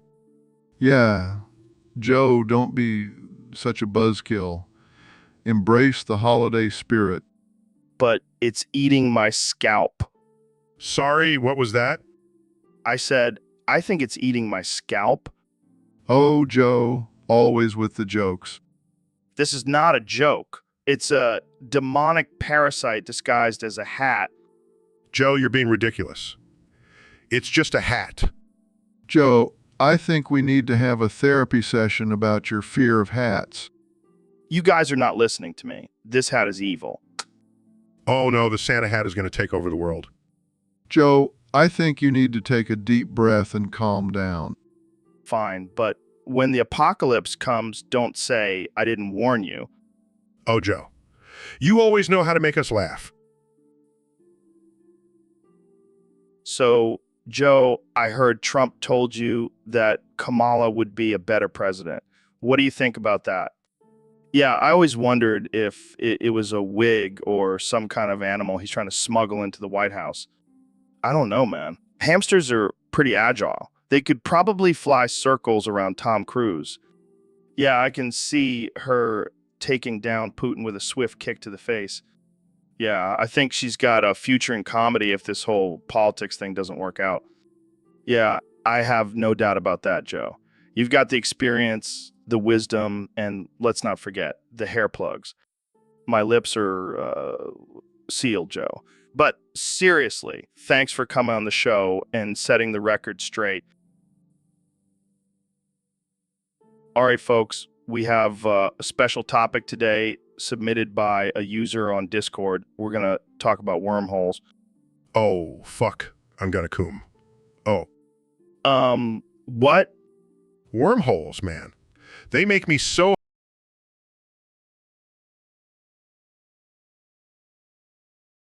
hot just thinking about all that bending of space and time. I don't think that's a normal reaction, Neil. Oh, it's not just normal, it's cosmic. I mean, imagine the possibilities. You could travel to a different galaxy or even a different time period. And you'd just be cooming the whole time? Oh yeah, baby. I'd be cooming through the wormhole into another dimension. This is getting weird, Neil. Hey, it's science, man. It's all about exploration and discovery. I don't think that's what they meant by spaceman. Oh, but I am a spaceman. Spaceman of pleasure. All right, let's move on to our next topic before things get too out of hand. Oh, I'm always ready for a little hand action, especially when it involves wormholes. And that's our cue to end this conversation. Thanks for tuning in, folks. And Neil, please keep your cooming to yourself. You got it, Joe. But I can't make any promises when it comes to wormholes. Welcome to the Joe Rogan Experience podcast, folks. Today, we have the one and only Neil deGrasse Tyson in the house. Thanks for having me, Joe. I'm excited to talk about my new show, Cosmos After Dark. Yeah, we'll get to that. But first, can we talk about these damn raccoons? I mean, what the hell is up with those little trash pandas? I'm not really an expert on raccoons, Joe. Oh, come on, Neil. You're a scientist, you know everything. Tell me, why do they always look like they're wearing a mask? Are they trying to rob me? Awkwardly chuckles. I don't think that's their intention, Joe. And why do they have those creepy little hands? It's like they're always plotting something. Well, they are highly intelligent creatures, but I don't think they're plotting to take over the world. Oh, you'd be surprised, Neil. Those sneaky little bastards are up to something. I can feel it. Size, can we please talk about my show now? Fine. But I'm keeping my eye on those raccoons. They're up to no good. SHHHSHHHSHHH. Let me finish. Did you know that raccoons can climb up to 30 feet in the air? That's higher than most humans can jump. Joe, can I just... And they have opposable thumbs, Neil. That's like having tiny little humans running around in the wild. Gives up? You know what? Forget it. I'll just come back on when you're not having a mental breakdown about raccoons. Claps. Oh, Neil, you're a good sport. But seriously, watch out for those raccoons. They're coming for us all.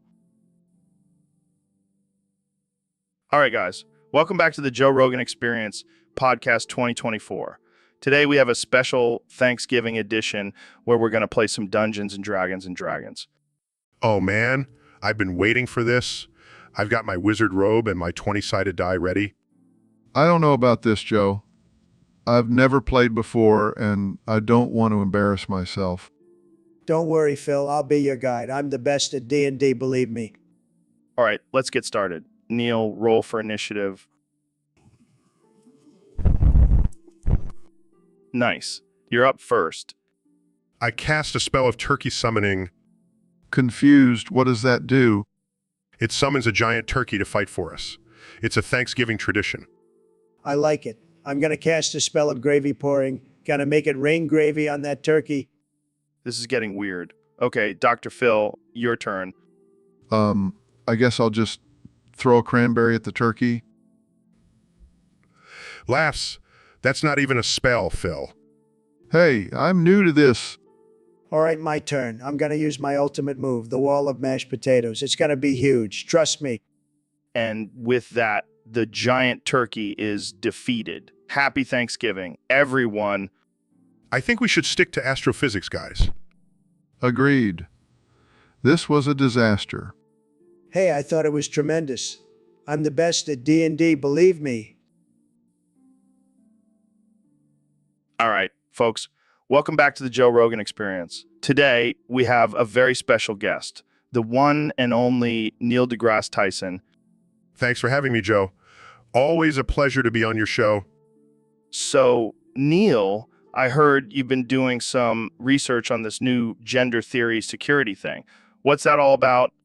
Well, Joe, it's a theory that suggests that gender is not binary and can be fluid, and it has some serious implications for security measures.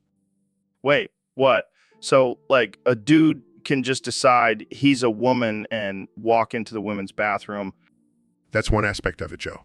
But it also means that we can't rely on traditional gender stereotypes when it comes to identifying potential threats. So, you're saying a woman could be just as dangerous as a man? Absolutely. Gender does not determine a person's capabilities or intentions. It's all about individual behavior and background. But what about those pat downs? They always seem to target women more. Well, that's a problem. We need to have more inclusive and diverse security measures that don't discriminate based on gender.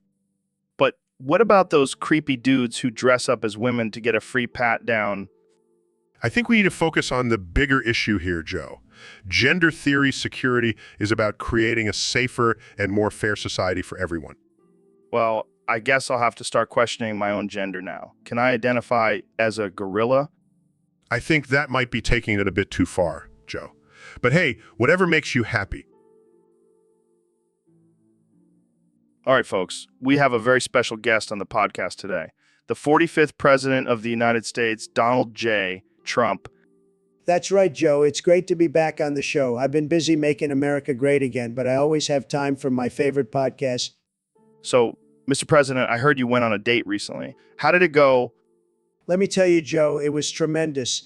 I took Kamala out for a nice steak dinner, and let me tell you, she ate like a horse. I don't think that's the saying. Whatever, she's got a big appetite. But let me tell you, she was all over me. She couldn't resist the charm of the Trumpster. Really? I thought she was more of a Biden fan. Nah, she's just playing hard to get. But I know she wants me. I could see it in her eyes. Well, that's quite the confidence, Mr. President. You know what they say, Joe? Confidence is key. And I've got the biggest key in the world. Moving on, did you guys talk about any policies or plans for the future? No, we were too busy making out in the back of my limo. Oh, God, I did not need that mental image. Hey, it's not my fault I'm a ladies' man. And let me tell you, Kamala is one hot piece of ass. All right, let's wrap this up before we get banned from the internet. Thanks for coming on the show, Mr. President. Anytime, Joe. And remember, folks, vote for me in 2024. I'll make sure Kamala becomes my first lady. Welcome to the Joe Rogan Experience podcast, where we talk about everything from psychedelics to aliens to conspiracy theories. Today, we have a special guest, the one and only Neil deGrasse Tyson. Fuck you, Joe. Fuck you, Jamie. Fuck you, Trump. Wow, this is going to be a wild one. So, Neil, what do you think about the recent discovery of a new planet in our solar system? Fuck you, Joe. Come on, man. You can't just keep saying that. Fuck you, Jamie. Fuck you, Trump.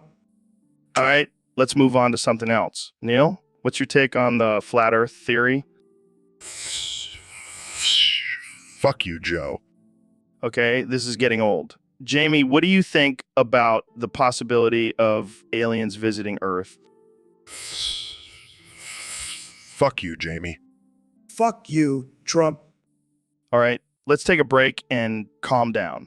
Neil, have you ever tried DMT? Fuck you, Joe. Oh, come on, you're just messing with me now. Fuck you, Jamie. Fuck you, Trump. Okay, I think we need to end this before it gets out of hand. Thanks for tuning in to the most dysfunctional podcast ever. And remember, fuck you, Joe. Fuck you, Joe. Fuck you, Trump. So, Ben, welcome to the show. What's been going on with you lately? Wump, wump, wumpa wumpa, we wumpa wumpa wumpa wump wump. Okay. Is that some kind of new conservative catchphrase or something? Wump, wump, wumpa wumpa, we wumpa wumpa wumpa wump wump. All right. Well, I guess we'll just roll with it. So, what do you think about the current state of politics? Wump, wump, wumpa wumpa, we wumpa wumpa wumpa wump wump. Wow. You really have a way with words, Ben. But seriously, what's your take on the whole impeachment situation? Wump, wump, wumpa wumpa, we wumpa wumpa wumpa wump wump. Okay, I'm starting to think you're just messing with me now. Can you at least give me a real answer? Wump, wump, wumpa wumpa, we wumpa wumpa wumpa wump wump. All right, I give up. Let's just move on to something else. How about your thoughts on climate change? Wump, wump, wumpa wumpa, we wumpa wumpa wumpa wump wump. Okay, this is getting ridiculous. I can't do this anymore. Ben, are you even capable of having a normal conversation? Wump, wump, wumpa wumpa, we wumpa wumpa wumpa wump wump. That's it. I'm done. Thanks for coming on the show, Ben. And for those listening, I apologize for this train wreck of an episode. See you next time. Womp womp womp womp womp womp womp womp womp womp womp. So, Mr. President, what did you think of Kamala's derriere at the dinner? Oh boy, let me tell you, Joe, it was tremendous. I mean, I couldn't stop staring at it. I even asked her if she does squats. Did you really? Absolutely. And you know what she said? She said, I don't need to do squats. I have a natural booty. And what did you say to that? I said, well, I'd like to hit it anyway. Mr. President, that's a bit inappropriate. Oh, come on, Joe. It's just locker room talk. Besides, I heard she gives great head. Oh my God, Mr. President, that's enough. What? I'm just stating the facts. I mean, have you seen her tongue? It's like a snake. I bet she could do some serious damage with that thing. Relax, Joe. I'm just messing with you. But seriously, she's got some skills. Maybe I'll have to invite her over for dinner again. Oh, joy. Don't be jealous, Joe. You can join in too. We'll make it a threesome. And on that note, I think we should end this episode. All right. But seriously, Kamala, if you're listening, hit me up. I'm ready for some camel cunnilingus. All right, guys, I've finally cracked the code. I have proof of the Riemann hypothesis. Ravioli, ravioli, give me the formulae.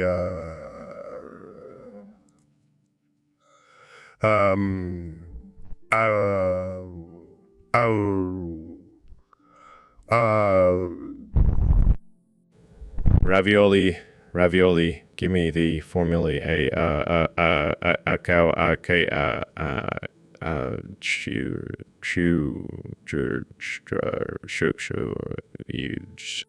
No, seriously, guys, this is huge. It's the key to understanding prime numbers and the distribution of zeros on the complex plane. Ravioli, ravioli, give me the formulae.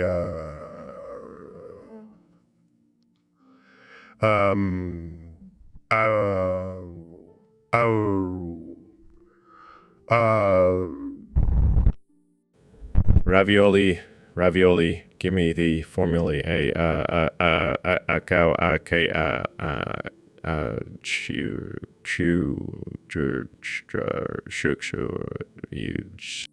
Come on, guys. This is groundbreaking stuff. It could change the way we understand the universe. Ravioli, ravioli, give me the formulae.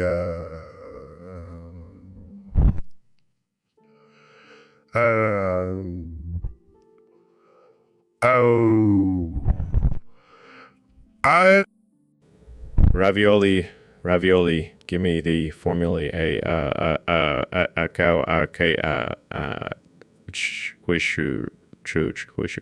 To 18 billion, 818 million, 820. Oh, come on. You guys aren't even listening to me. Ravioli, ravioli. All right, folks, we have a special guest on the podcast today, the one and only Neil deGrasse Tyson. Thanks for having me, Joe. Always a pleasure to be here. So, Neil, I've been hearing some crazy rumors about the Chiefs and their black magic. Care to enlighten us? Well, Joe, as a scientist, I can't confirm or deny the existence of black magic. But let's just say the Chiefs have some interesting rituals before every game. Like what? Sacrificing a goat?